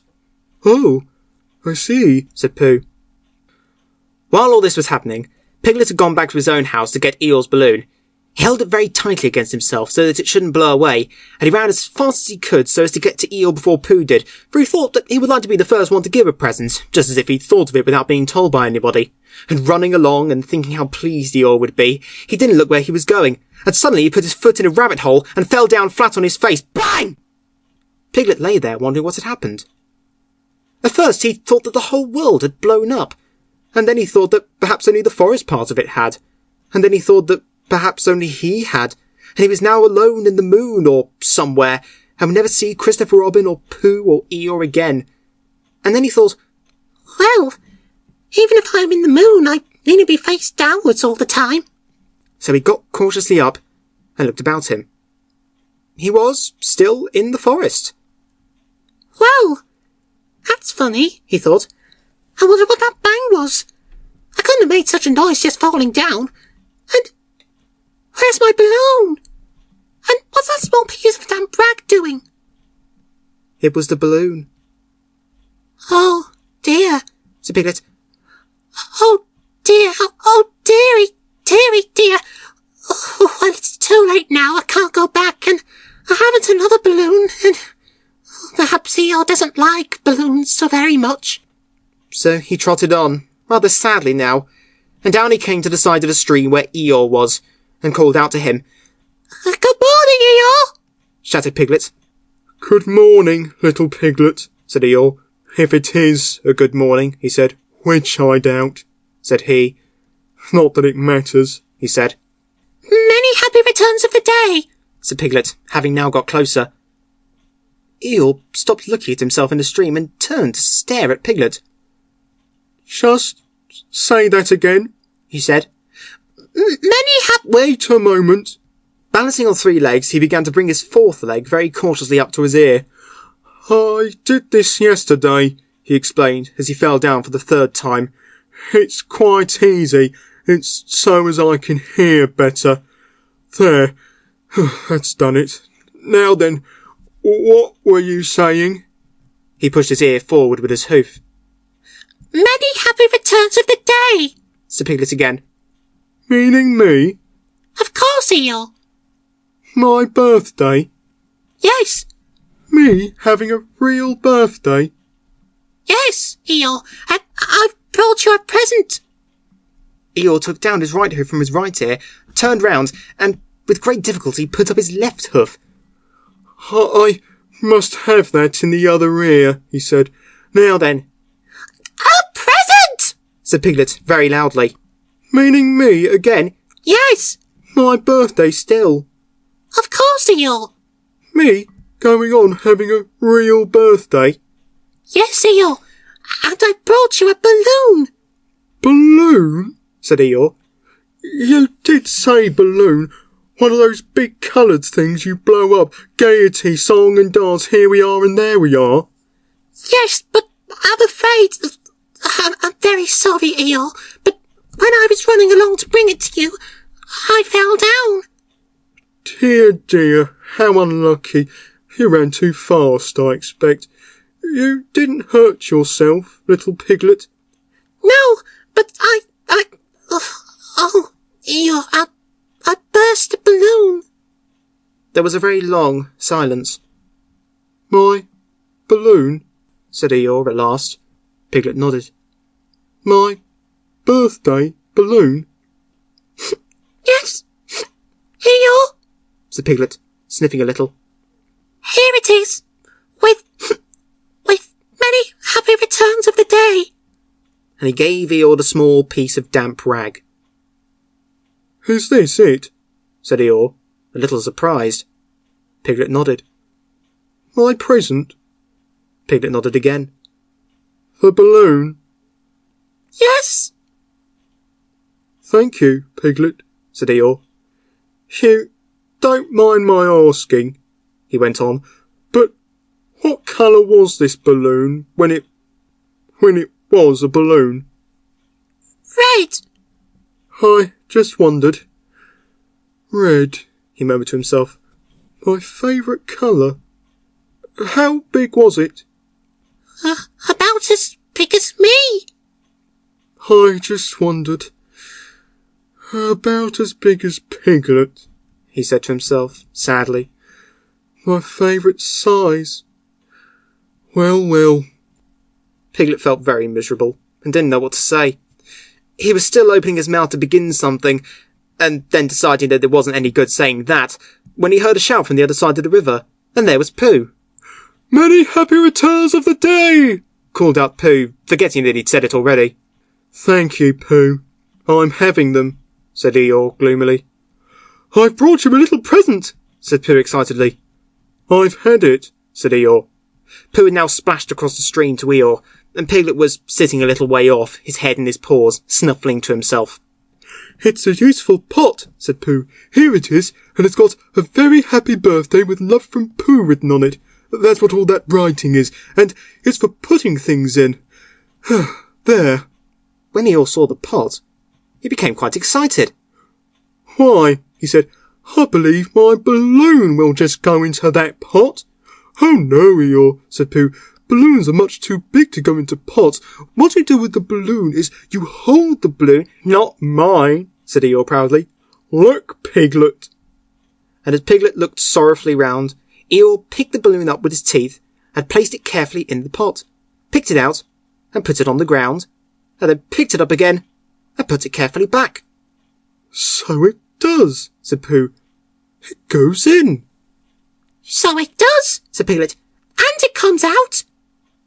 Doesn't it, said Eeyore. It goes in and out like anything. I'm very glad, said Pooh happily, and I thought of giving you a useful pot to put things in. I'm very glad, said Piglet happily, that I thought of giving you something to put in a useful pot. But Eeyore wasn't listening. He was taking the balloon out and putting it back again, as happy as could be. And didn't I give him anything? Asked Christopher Robin sadly. Of course you did, I said. You gave him, but don't you remember, a little... I gave him a box of paints to paint things with. That was it. Why didn't I give it to him in the morning? Well, he was so busy getting his party ready for him. He had a cake with icing on the top and 3 candles and his name in pink sugar and... Yes, I remember, said Christopher Robin. Chapter 7, in which Kanga and Baby Roo come to the forest and Piglet has a bath. Nobody seemed to know where they came from, but there they were, in the forest, Kanga and Baby Roo. When Pooh asked Christopher Robin, How do they come here? Christopher Robin said, In the usual way, if you know what I mean, Pooh. And Pooh, who didn't, said, Oh. Then he nodded his head twice and said, In the usual way. Ah. Then he went to call upon his friend Piglet to see what he thought about it. And at Piglet's house he found Rabbit, so they all talked about it together. What I don't like about it is this, said Rabbit. Here are we, you Pooh, and you Piglet, and me. And suddenly... And Eeyore, said Pooh. And Eeyore. And then suddenly... And Owl, said Pooh. And Owl. And then all of a sudden... Oh, and Eeyore, said Pooh. I was forgetting him. Here we are, said Rabbit, very slowly and carefully. All of us. And then, suddenly, we wake up one morning, and what do we find? We find a strange animal among us. An animal of whom we have never even heard before. An animal who carries her family about with her in her pocket.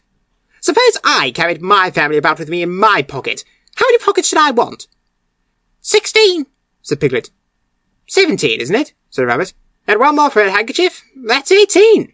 18 pockets in one suit. I haven't time. There was a long and thoughtful silence.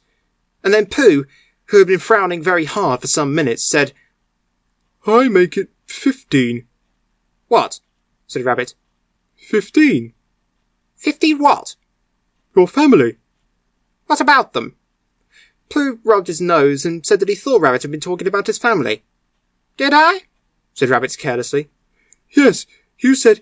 Never mind, Pooh, said Piglet impatiently. The question is, what are we to do about Kanga? Oh, I see, said Pooh. The best way, said Rabbit, would be this. The best way would be to steal Baby Roo and hide him. And then when Kanga says, Where's Baby Roo? We say, Aha! Aha, said Pooh, practising. Aha! Aha! Of course, he went on, we could say aha even if we hadn't stolen Baby Roo. Pooh, said Rabbit kindly, you haven't any brain. I know, said Pooh humbly. We say aha so that Kanga knows that we know where Baby Roo is. Aha means we'll tell you where Baby Roo is if you promise to go away from the forest and never come back. Now, don't talk while I think. Pooh went into a corner and tried saying aha in that sort of voice. Sometimes it seemed to him that it did mean what Rabbit said, and sometimes it seemed to him that it didn't. I suppose it's just practice, he thought. I Wonder if Kanga will have to practice it too, so as to understand it. There's just one thing, said Piglet, fidgeting a bit. I was talking to Christopher Robin, and he said that a kangaroo is generally regarded as one of the fiercer animals. I'm not frightened of fierce animals in the ordinary way, but it's well known that if one of the fiercer animals is deprived of its young, it becomes as fierce as two of the fiercer animals, in which case, aha, is perhaps a foolish thing to say. Piglet, said Rabbit, taking out a pencil and licking the end of it, you haven't any pluck. It's hard to be brave, said Piglet, sniffing slightly, when you're only a very small animal. Rabbit, who had begun to write very busily, looked up and said, It is because you're a very small animal that you will be useful in the adventure before us. Piglet was so excited at the idea of being useful that he forgot to be frightened any more. And when Rabbit went on to say that kangas were only fierce during the winter months, being at other times of an affectionate disposition, he could hardly sit still. He was so eager to begin being useful at once. What about me? Said Pooh sadly. I suppose I shan't be useful. Never mind, Pooh, said Piglet comfortingly. Another time, perhaps. Without Pooh, said Rabbit solemnly as he sharpened his pencil, the adventure would be impossible. Oh, said Piglet, and tried not to look disappointed. But Pooh went into a corner of the room and said proudly to himself, Impossible, without me, that sort of bear. Now listen, all of you, said Rabbit when he finished writing, and Pooh and Piglet sat listening very eagerly with their mouths open. This was what Rabbit read out. Plan to capture Baby Roo. 1. General remarks. Kanga runs faster than any of us, even me. 2. More general remarks. Kanga never takes her eye off Baby Roo except when he's safely buttoned up in her pocket. 3.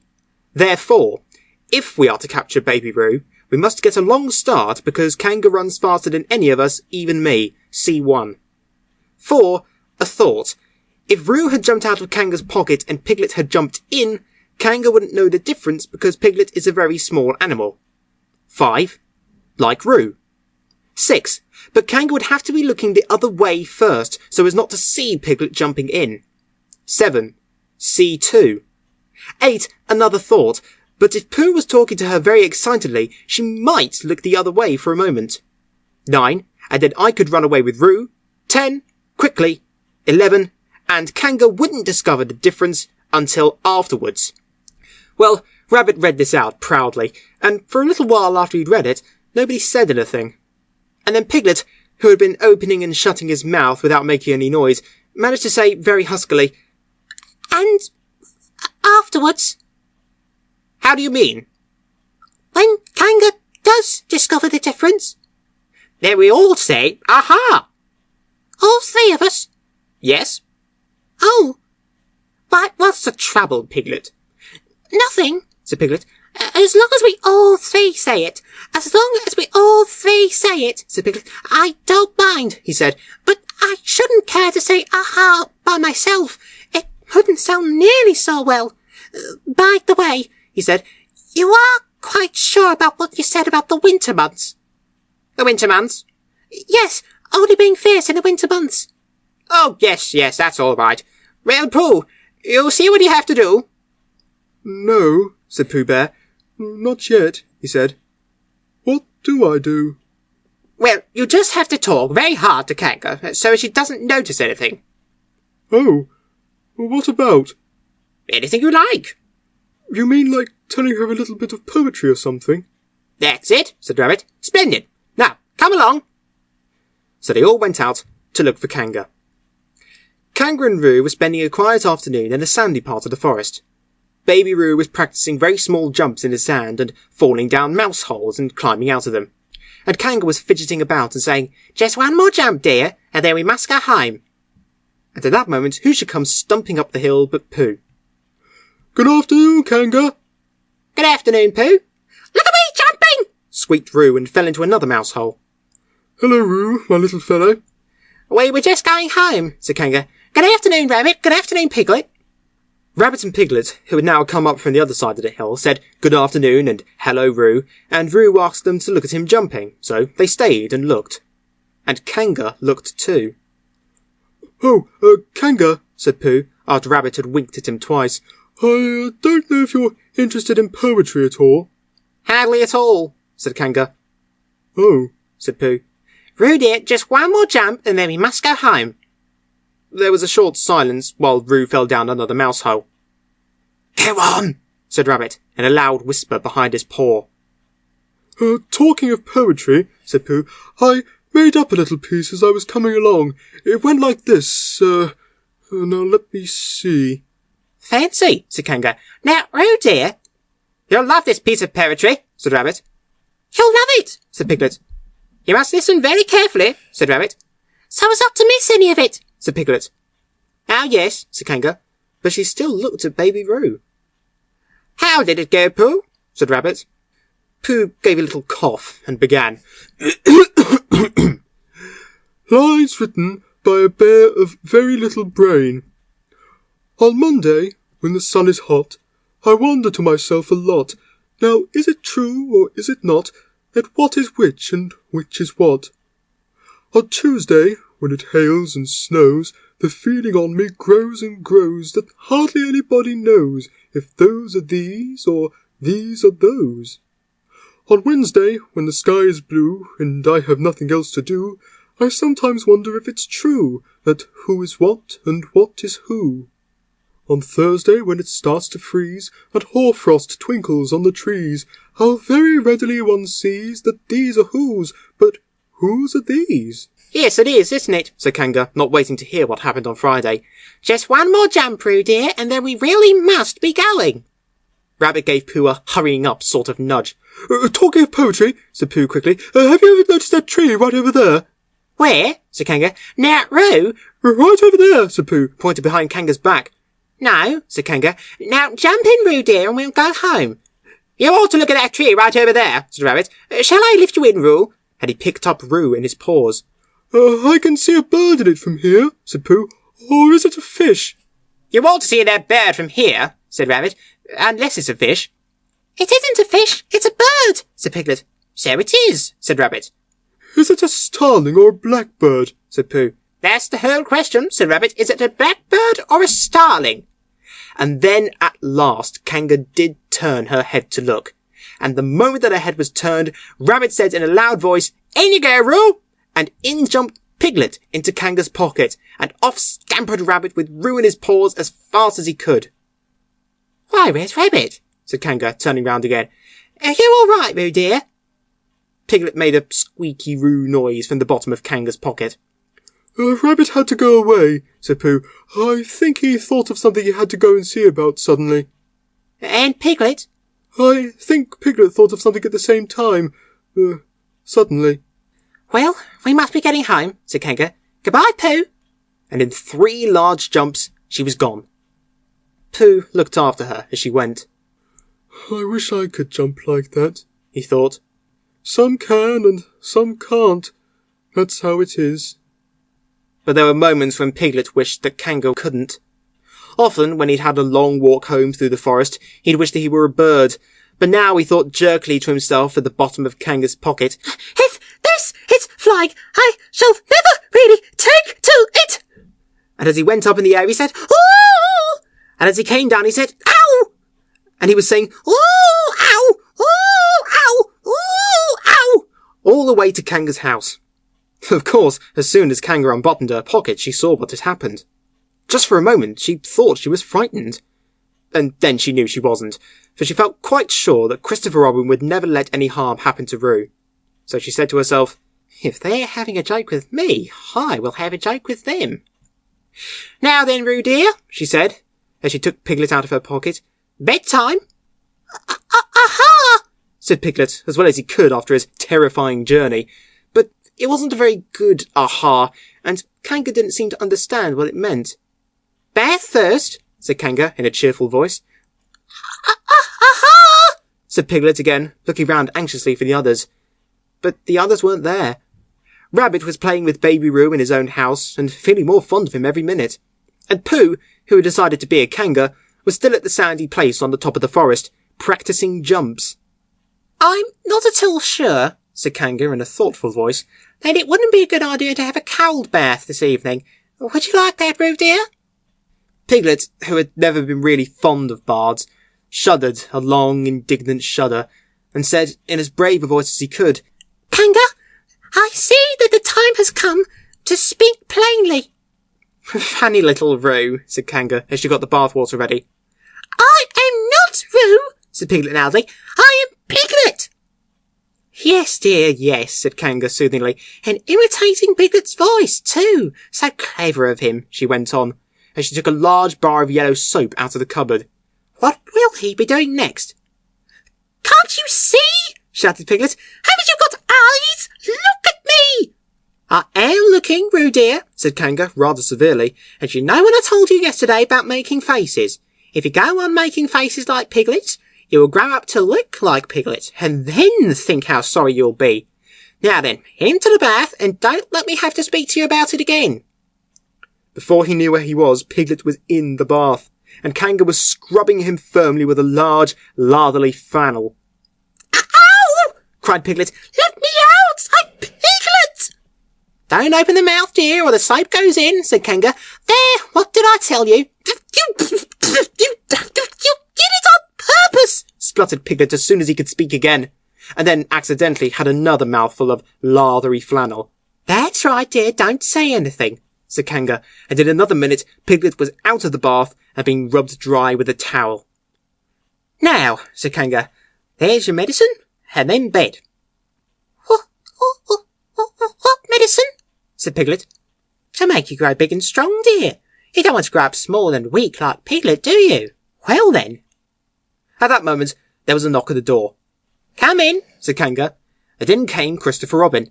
Christopher Robin! Christopher Robin! Cried Piglet. Tell Kanga who I am. She keeps saying I'm Roo. I'm not Roo, am I? Christopher Robin looked at him very carefully and shook his head. It can't be Roo, he said, because I've just seen Roo playing in Rabbit's house. Well, said Kanga, fancy that. Fancy my making a mistake like that. There you are, said Piglet. I told you so. I'm Piglet. Christopher Robin shook his head again. Oh, you're not Piglet, he said. I know Piglet well, and he's quite a different colour. Piglet began to say that this was because he just had a bath, and then he thought perhaps that he wouldn't say that, and as he opened his mouth to say something else, Kanga slipped the medicine spoon in, and then patted him on the back and told him that it was really quite a nice taste when you got used to it. I know it wasn't Piglet, said Kanga. I wonder who it can be. Perhaps it's some relation of Pooh's, said Christopher Robin. What about a nephew, or an uncle or something? Kanga agreed that this was probably what it was, and said that they would have to call it by some name. I shall call it Pootle, said Christopher Robin. Henry Pootle for short. And just when it was decided, Henry Pootle wriggled out of Kanga's arms and jumped to the ground. To his great joy, Christopher Robin had left the door open. Never had Henry Pootle Piglet run so fast as he ran then, and he didn't stop running until he got quite close to his house. But when he was 100 yards away, he stopped running and rolled the rest of the way home so as to get his own nice, comfortable colour again. So Kanga and Roo stayed in the forest. And every Tuesday, Roo spent the day with his great friend Rabbit. And every Tuesday, Kanga spent the day with her great friend Pooh, teaching him to jump. And every Tuesday, Piglet spent the day with his great friend Christopher Robin. So they were all happy again. Chapter 8, in which Christopher Robin leads an expedition to the North Pole. One fine day, Pooh had stumped up to the top of the forest to see if his friend Christopher Robin was interested in bears at all. At breakfast that morning, a simple meal of marmalade spread lightly over a honeycomb or two, he'd suddenly thought of a new song. It began like this. Sing ho for the life of a bear. When he got as far as this, he scratched his head and thought to himself, That's a very good start for a song, but what about the second line? He tried singing ho 2 or 3 times, but it didn't seem to help. Perhaps it would be better, he thought, if I sang hi for the life of a bear. So he sang it, but it wasn't.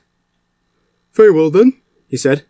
I shall sing that first line twice, and perhaps if I sing it very quickly, I shall find myself singing the third and fourth lines before I have time to think of them, and that'll be a good song. Now then, Sing ho, for the life of a bear. Sing ho, for the life of a bear. I don't much mind if it rains or snows, 'cause I've got a lot of honey on my nice new nose. I don't much care if it snows or thaws, 'cause I've got a lot of honey on my nice clean paws. Sing ho for a bear, sing ho for a Pooh, and I'll have a little something in an hour or two. He was so pleased with this song that he sang it all the way to the top of the forest. And if I go on singing it much longer, he thought, it'll be time for the little something, and then the last line won't be true. So he turned it into a hum instead. Christopher Robin was sitting outside his door, putting on his big boots. As soon as he saw the big boots, Pooh knew that an adventure was going to happen, and he brushed the honey off his nose with the back of his paw and spruced himself up as well as he could so as to look ready for anything. Good morning, Christopher Robin, he called out. Hello, Pooh Bear. I can't get this boot on. That's bad, said Pooh. Do you think you could very kindly lean against me, because I keep pulling so hard that I fall over backwards? Pooh sat down, dug his feet into the ground, and pushed hard against Christopher Robin's back, and Christopher Robin pushed hard against his, and pulled at his boot, until he'd got it on. And that's that, said Pooh. What do we do next? We're all going on an expedition, said Christopher Robin, as he got up and brushed himself. Thank you, Pooh. Going on an expedition? Said Pooh eagerly. I don't think I've ever been on one of those. Where are we going to on this expedition? Expedition, silly old bear. It's got an X in it. Oh, said Pooh. I know. But he didn't really. We're going to discover the North Pole. Oh, said Pooh again. What is the North Pole? He asked. It's just a thing you discover, said Christopher Robin carelessly, not being quite sure himself. Oh, I see, said Pooh. Are bears any good at discovering it? Of course they are, and Rabbit and Kanga and all of you. It's an expedition. That's what an expedition means, a long line of everybody. You'd better tell the others to get ready, while I see if my gun's all right. And we must all bring provisions. Bring what? Things to eat. Oh, said Pooh happily. I thought you said provisions. I'll go and tell them. And he stumped off. The first person he met was Rabbit. Hello, Rabbit, he said. Is that you? Let's pretend it isn't, said Rabbit, and see what happens. I've got a message for you. I'll give it to him. We're all going on an expedition with Christopher Robin. What is it when we're on it? A sort of boat, I think, said Pooh. Oh, that sort.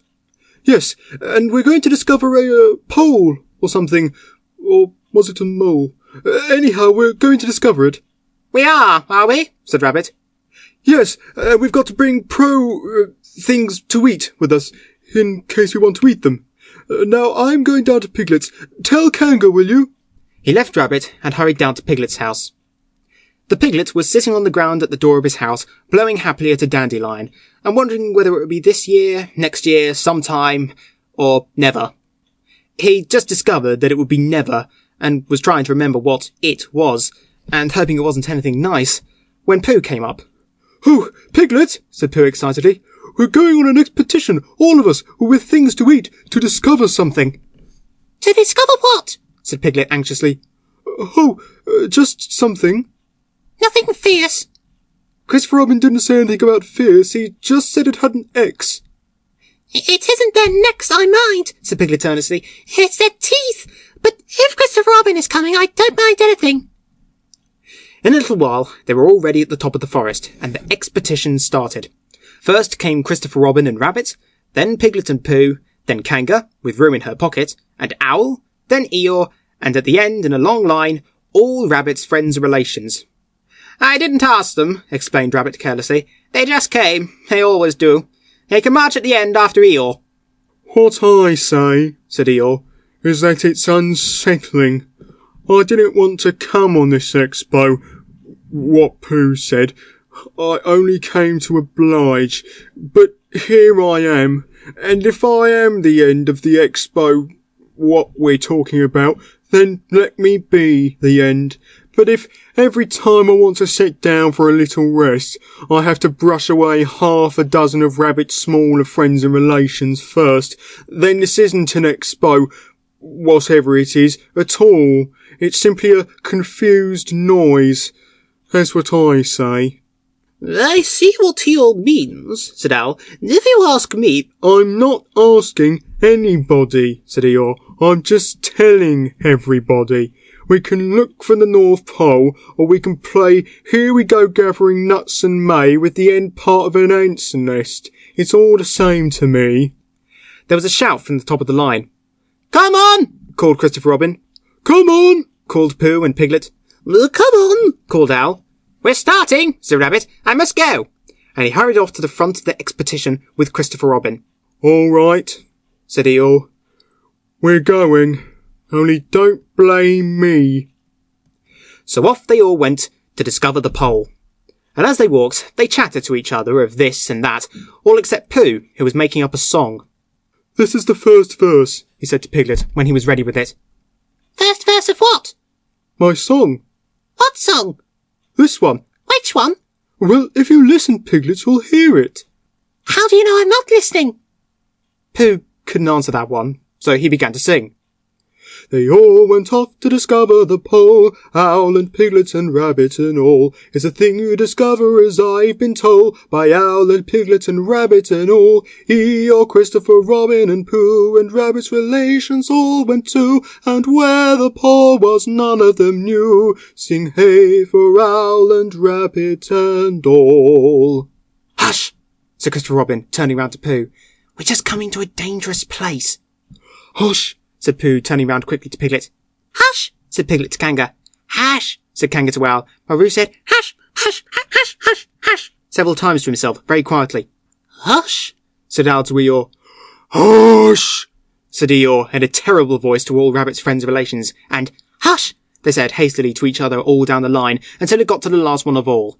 And the last and smallest friend and relation was so upset to find that the whole expedition was saying hush to him that he buried himself head downwards in a crack in the ground and stayed there for 2 days until the danger was over, and then went home in a great hurry and lived quietly with his aunt ever afterwards. His name was Alexander Beetle.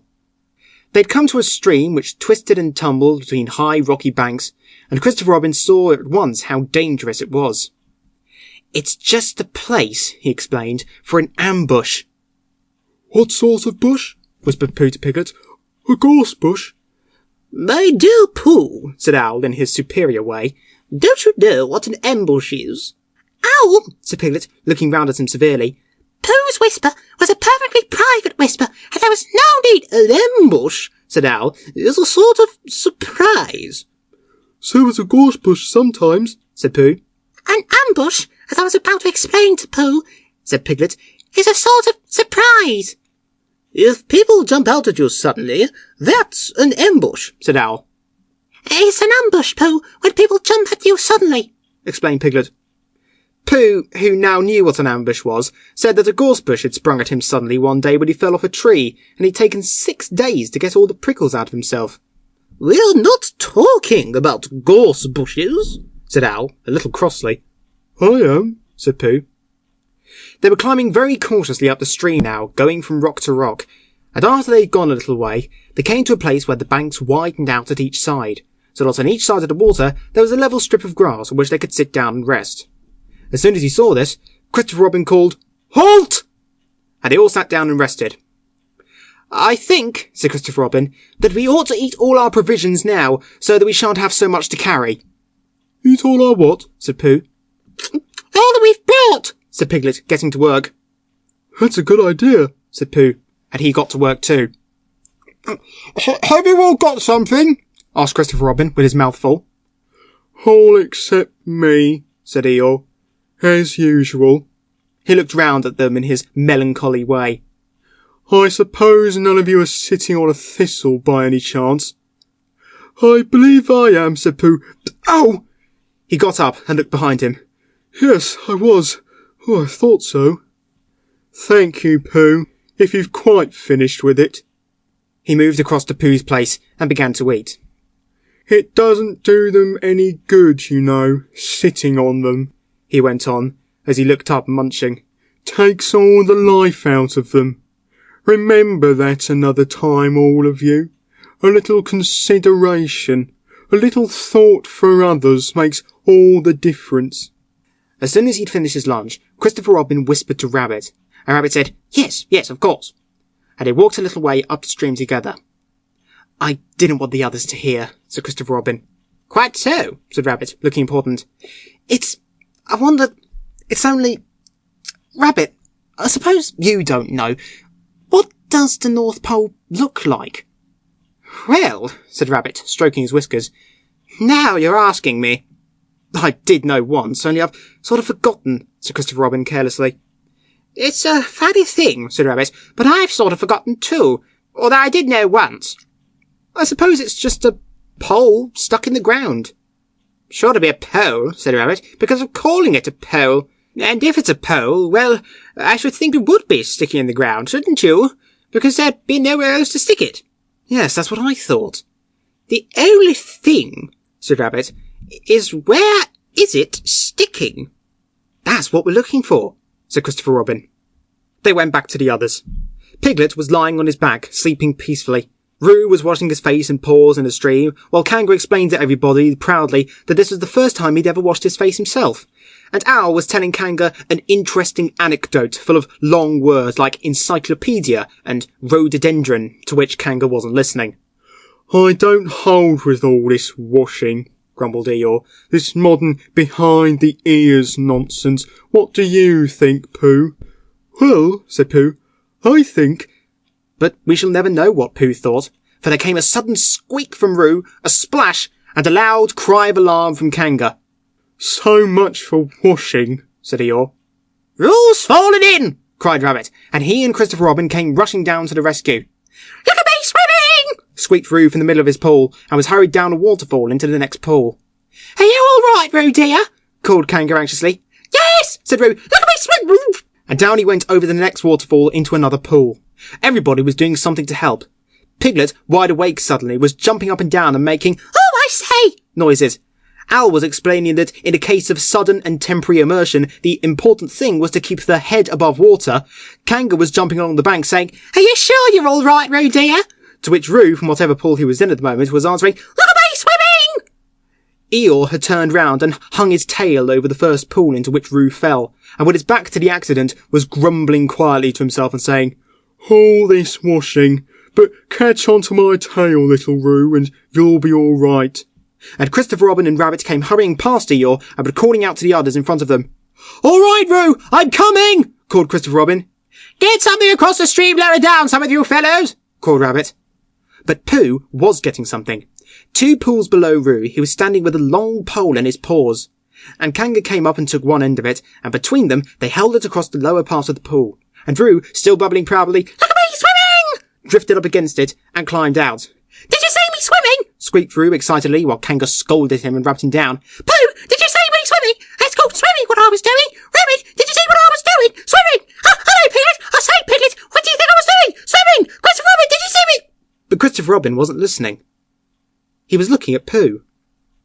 "Pooh," he said, "where did you find that pole?" Pooh looked at the pole in his hands. "I just found it," he said. "I thought it ought to be useful. I just picked it up." "Pooh," said Christopher Robin solemnly, "the expedition is over. You have found the North Pole." "Oh," said Pooh. Eeyore was sitting with his tail in the water when they all got back to him. "Tell Roo to be quick, somebody," he said. "My tail's getting cold. I don't want to mention it, but I just mention it. I don't want to complain, but there it is. My tail's cold." Here I am! Squeaked Roo. "Oh, there you are." Did you see me swimming? Eeyore took his tail out of the water and swished it from side to side. "As I expected," he said. "Lost all feeling. Numbed it. That's what it's done. Numbed it. Well, as long as nobody minds, I suppose it's all right." "Poor old Eeyore. I'll dry it for you," said Christopher Robin, and he took out his handkerchief and rubbed it up. "Thank you, Christopher Robin. You're the only one who seems to understand about tails. They don't think. That's what the matter with some of these others. they've no imagination. A tail isn't a tail to them. It's just a little bit extra at the back. Never mind, Eeyore, said Christopher Robin, rubbing his hardest. Is that better? It's feeling more like a tail, perhaps. It belongs again, if you know what I mean. Hello, Eeyore, said Pooh, coming up to them with his pole. Hello, Pooh.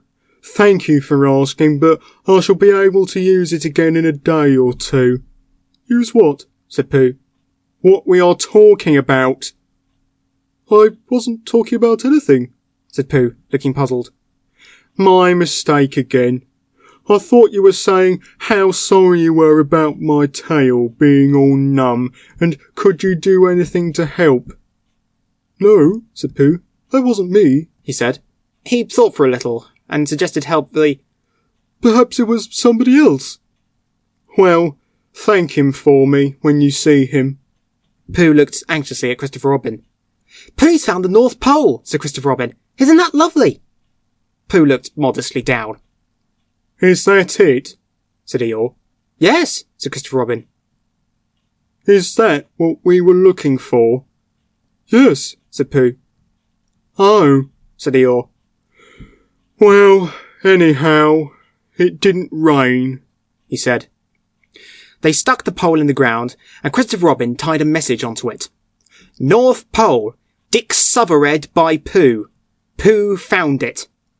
Then they all went home again, and I think, but I'm not quite sure, that Roo had a hot bath and went straight to bed.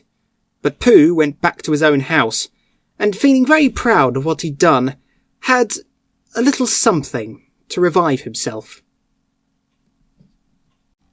Chapter 9, in which Piglet is entirely surrounded by water.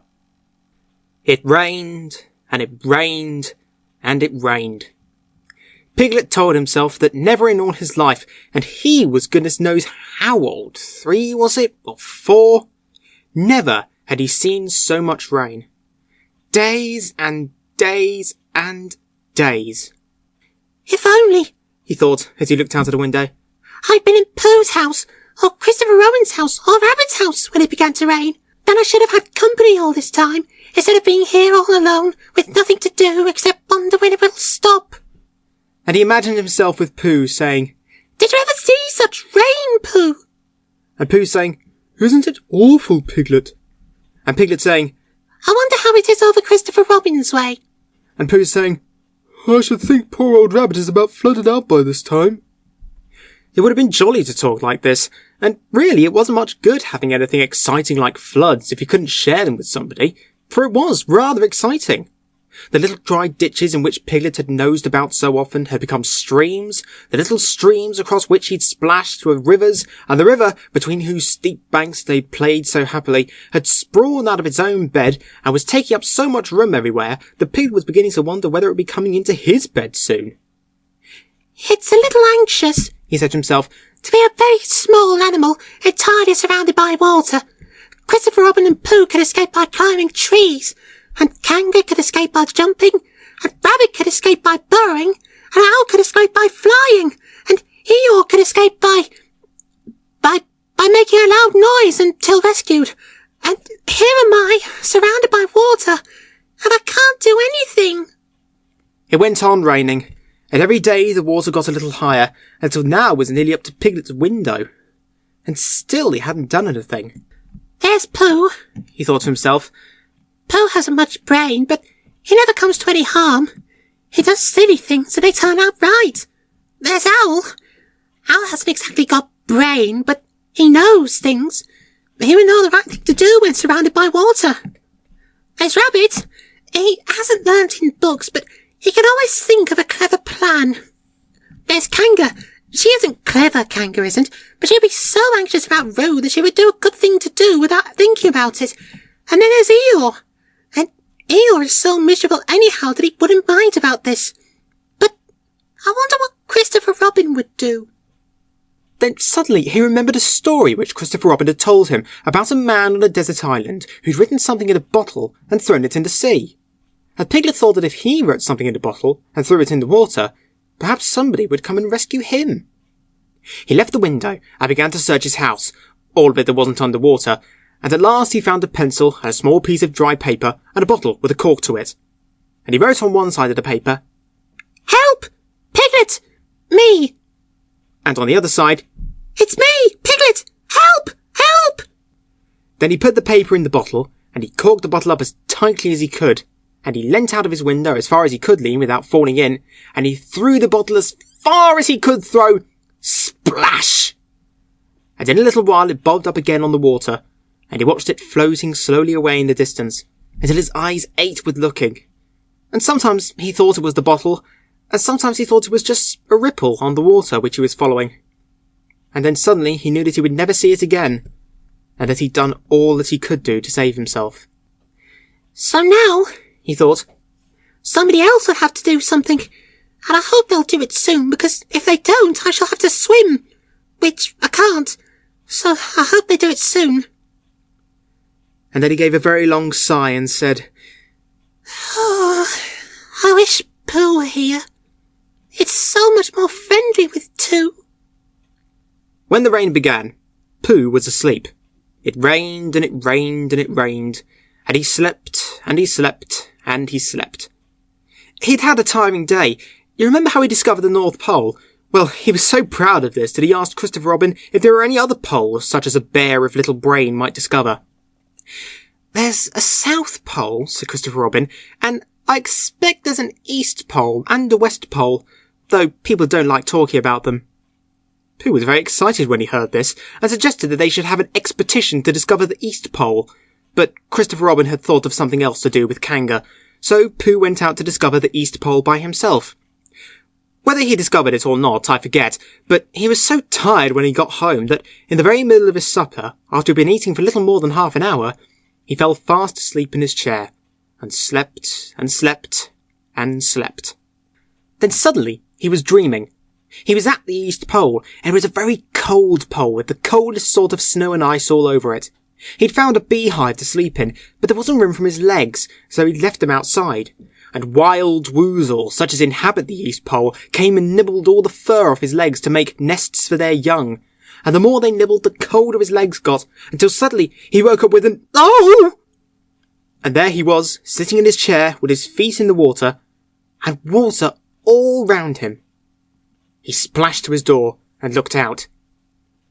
"This is serious," said Pooh. "I must have an escape." So he took his largest pot of honey and escaped with it to a broad branch of his tree, well above the water, and then he climbed down again and escaped with another pot. And when the whole escape was finished, there was Pooh sitting on his branch, dangling his legs, and there beside him were 10 pots of honey. 2 days later, there was Pooh, sitting on his branch, dangling his legs, and there beside him were 4 pots of honey. 3 days later, there was Pooh, sitting on his branch, dangling his legs, and there beside him was 1 pot of honey. 4 days later, there was Pooh, and it was on the morning of the 4th day that Piglet's bottle came floating past him, and with one loud cry of "Honey!" Pooh plunged into the water, seized the bottle, and struggled back to his tree again. "Bother," said Pooh as he opened it. "All that went for nothing. What's that bit of paper doing?" He took it out and looked at it. "It's a message," he said to himself. "That's what it is. And that letter is a P, and so is that, and so is that, and P means Pooh, so it's a very important message to me, and I can't read it. I must find Christopher Robin or Owl or Piglet, one of those clever readers who can read things, and they'll tell me what this message means. Only I can't swim. Bother." Then he had an idea, and I think that for a bear of very little brain, it was a good idea. He said to himself, "Oh, if a bottle can float, then a jar can float, and if a jar floats, I can sit on the top of it, if it's a very big jar." So he took his biggest jar and corked it up. "All boats have to have a name," he said, "so I shall call mine the Floating Bear." And with these words, he dropped his boat into the water and jumped in after it. For a little while, Pooh and the floating bear were uncertain as to which of them was meant to be on the top, but after trying 1 or 2 different positions, they settled down with the floating bear underneath and Pooh triumphantly astride it, paddling vigorously with his feet. Christopher Robin lived at the very top of the forest.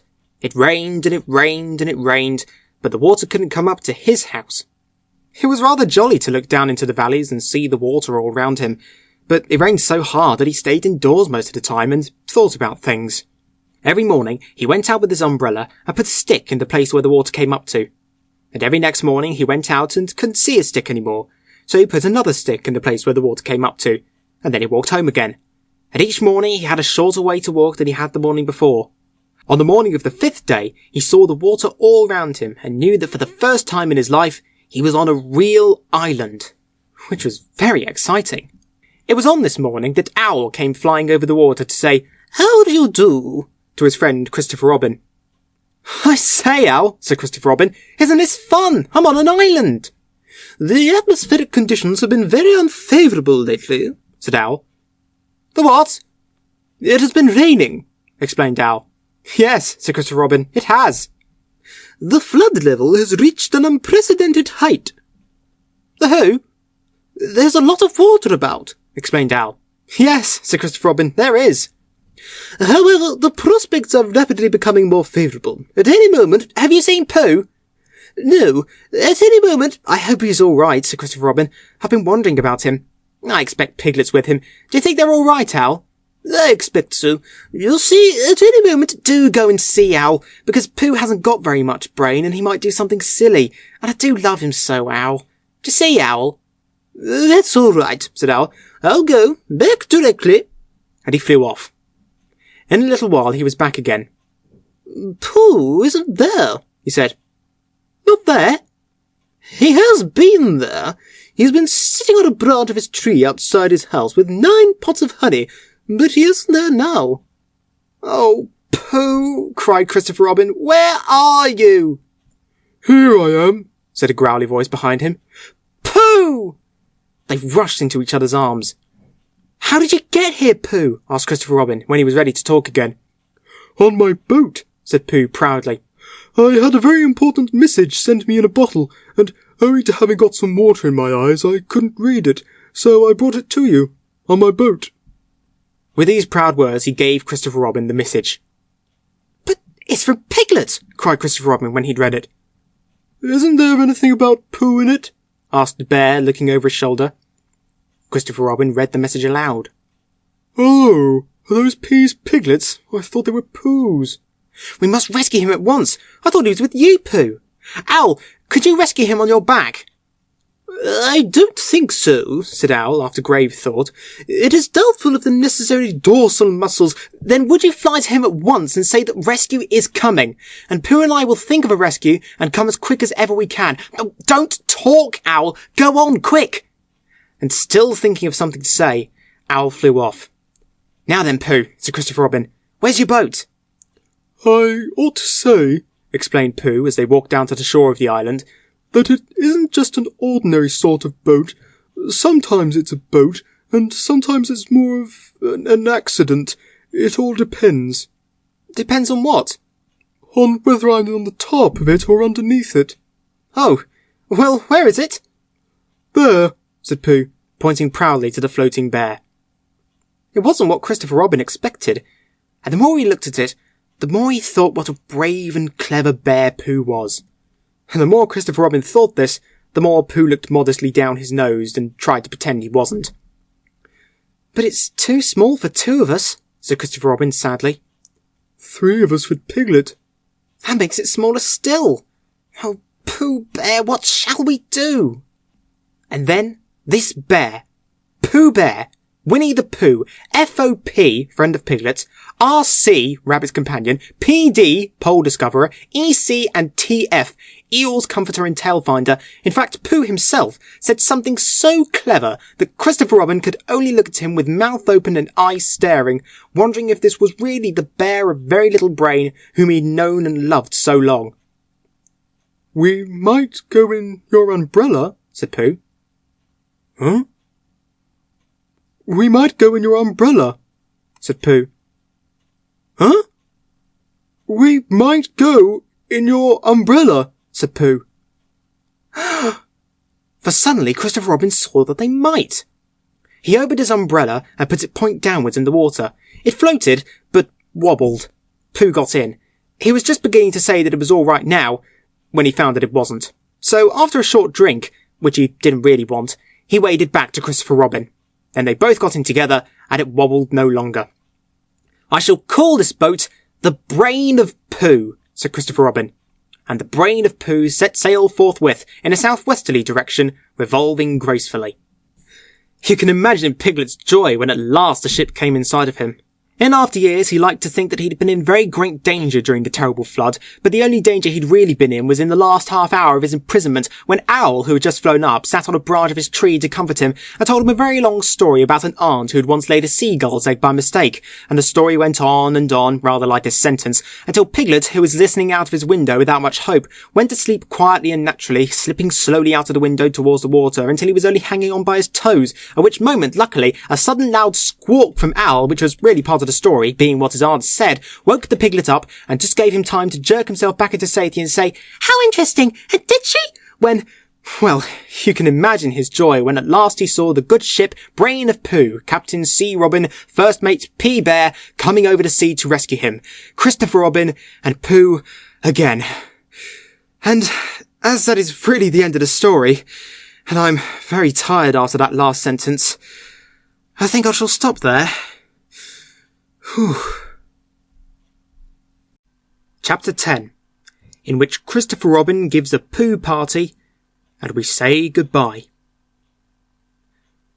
One day, when the sun had come back over the forest, bringing with it the scent of May, and all the streams of the forest were tinkling happily to find themselves their own pretty shape again, and the little pools lay dreaming of the life they'd seen and the big things they'd done, and in the warmth and quiet of the forest, the cuckoo was trying over his voice carefully and listening to see if he liked it, and wood pigeons were complaining gently to themselves in their lazy, comfortable way that it was the other fellow's fault, but it didn't matter very much. On such a day as this, Christopher Robin whistled in a special way he had, and Owl came flying out of the 100-acre wood to see what was wanted. "Owl," said Christopher Robin, "I'm going to give a party." "You are you?" said Owl. "And it's to be a special sort of party, because it's because of what Pooh did when he did what he did to save Piglet from the flood." "Oh, that's what it's for, is it?" said Owl. "Yes, so will you tell Pooh as quickly as you can, and all the others, because it'll be tomorrow."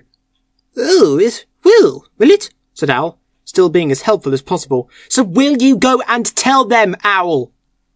Owl tried to think of something very wise to say, but couldn't, so he flew off to tell the others. And the first person he told was Pooh.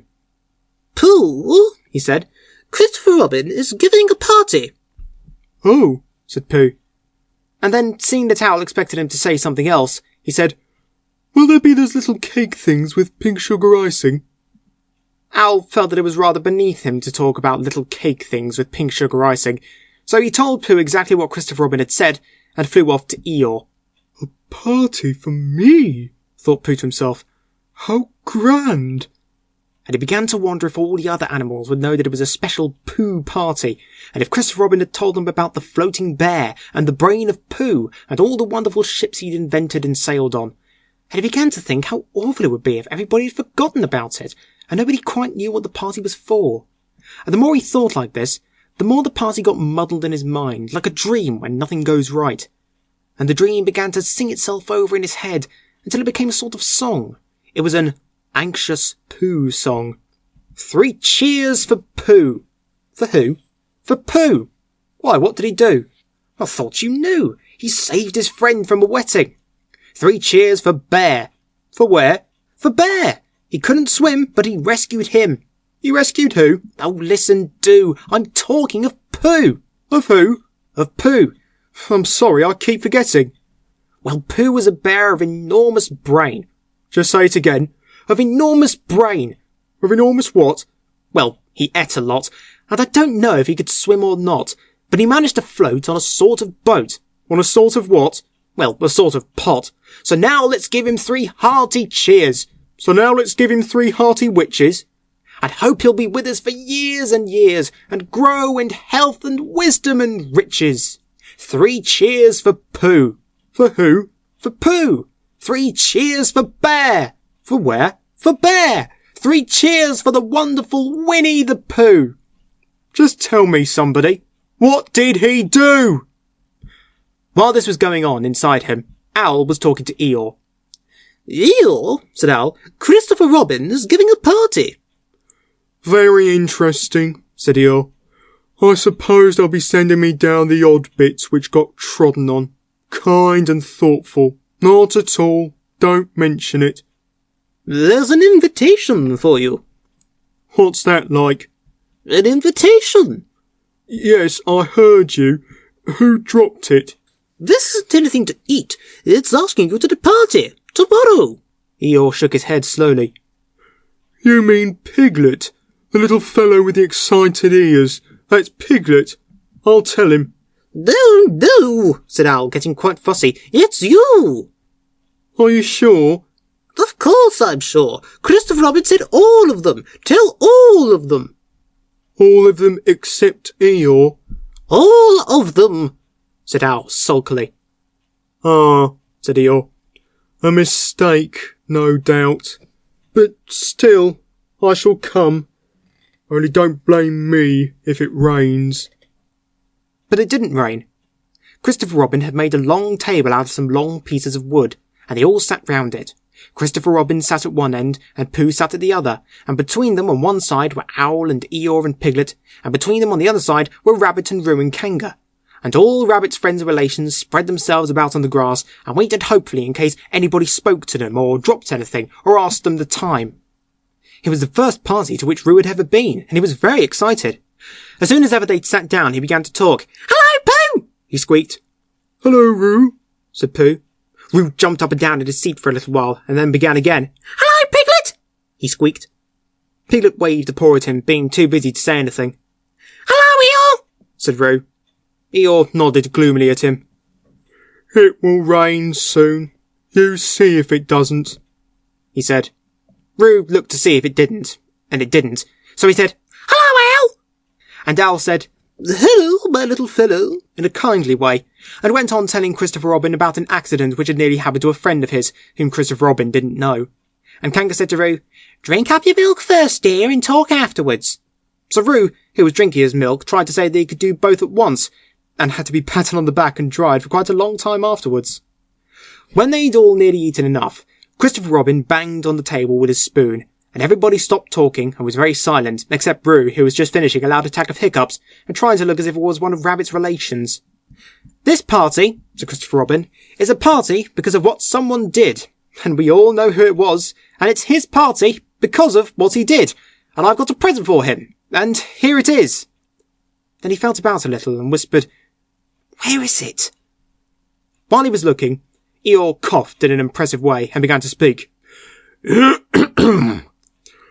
Friends, he said, including oddments, it is a great pleasure, or perhaps I'd better say it has been a pleasure so far, to see you at my party.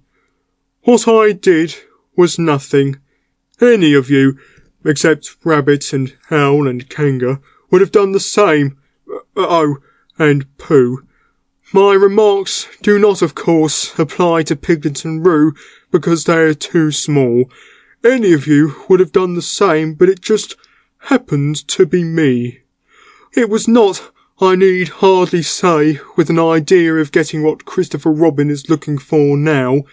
And he put his front leg to his mouth and said in a loud whisper, Try under the table! That I did what I did. But because I feel that we should all do what we can to help. I feel that we should all... said Roo accidentally. Roo, dear, said Kanga reproachfully. what's it be? Asked Roo, a little surprised. What's he all talking about? Piglet whispered to Pooh. I don't know, said Pooh, rather dolefully. I thought this was your party. I thought it was once, but I suppose it isn't. I'd sooner it was yours than Eeyore's, said Piglet. So would I, said Pooh. said Roo again. As I was saying, said Eeyore, loudly and sternly. As I was saying when I was interrupted by various loud sounds, I feel that— Here it is! cried Christopher Robin excitedly. Pass it down to silly old Pooh. It's for Pooh! For Pooh? said Eeyore. Of course it is. The best bear in all the world. I might have known, said Eeyore. After all, one can't complain. I have my friends. Somebody spoke to me only yesterday, and was it last week or the week before that Rabbit bumped into me and said, bother. The social round. Always something going on. Nobody was listening, for they were all saying, Open it, Pooh! What is it, Pooh? I know what it is. No, you don't. And other helpful remarks of that sort. And of course, Pooh was opening it as quickly as ever he could, but without cutting the string, because you never know when a bit of string might be useful. At last, it was undone. When Pooh saw what it was, he nearly fell down. He was so pleased. It was a special pencil case. There were pencils in it marked B for bear, and pencils marked HB for helping bear, and pencils marked BB for brave bear. There was a knife for sharpening the pencils, and India rubber for rubbing out anything which you'd spelt wrong, and a ruler for ruling lines for the words to walk on, and inches marked on the ruler in case you wanted to know how many inches anything was, and blue pencils and red pencils and green pencils for saying special things in blue and red and green. And all these lovely things were in little pockets of their own in a special case which shut with a click when you clicked it. And they were all for Pooh. Oh, said Pooh. Oh, Pooh, said everybody else, except Eeyore. Thank you, growled Pooh. But Eeyore was saying to himself, This writing business, pencils and whatnot, overrated if you ask me. Silly stuff. Nothing in it. Later on, when they'd all said goodbye and thank you to Christopher Robin, Pooh and Piglet walked home thoughtfully together in the golden evening, and for a long time they were silent. When you wake up in the morning, Pooh, said Piglet at last, what's the first thing you say to yourself? What's for breakfast? said Pooh. What do you say, Piglet? I say, I wonder what's going to happen exciting today, said Piglet. Pooh nodded thoughtfully. It's the same thing, he said. And what did happen? Asked Christopher Robin. When? Next morning? I don't know. Could you think and tell me and Pooh sometime? If you wanted it very much. Pooh does, said Christopher Robin. He gave a deep sigh, picked his bear up by the leg and walked off to the door, trailing Winnie the Pooh behind him. At the door, he turned and said, Coming to see me have my bath? I might, I said. Was Pooh's pencil case any better than mine? It was just the same, I said. He nodded and went out. And in a moment I heard Winnie the Pooh, bump, bump, bump, going up the stairs behind him. End of chapter 10 and end of Winnie the Pooh by A.A. Milne. This book was read by Matthew Soames.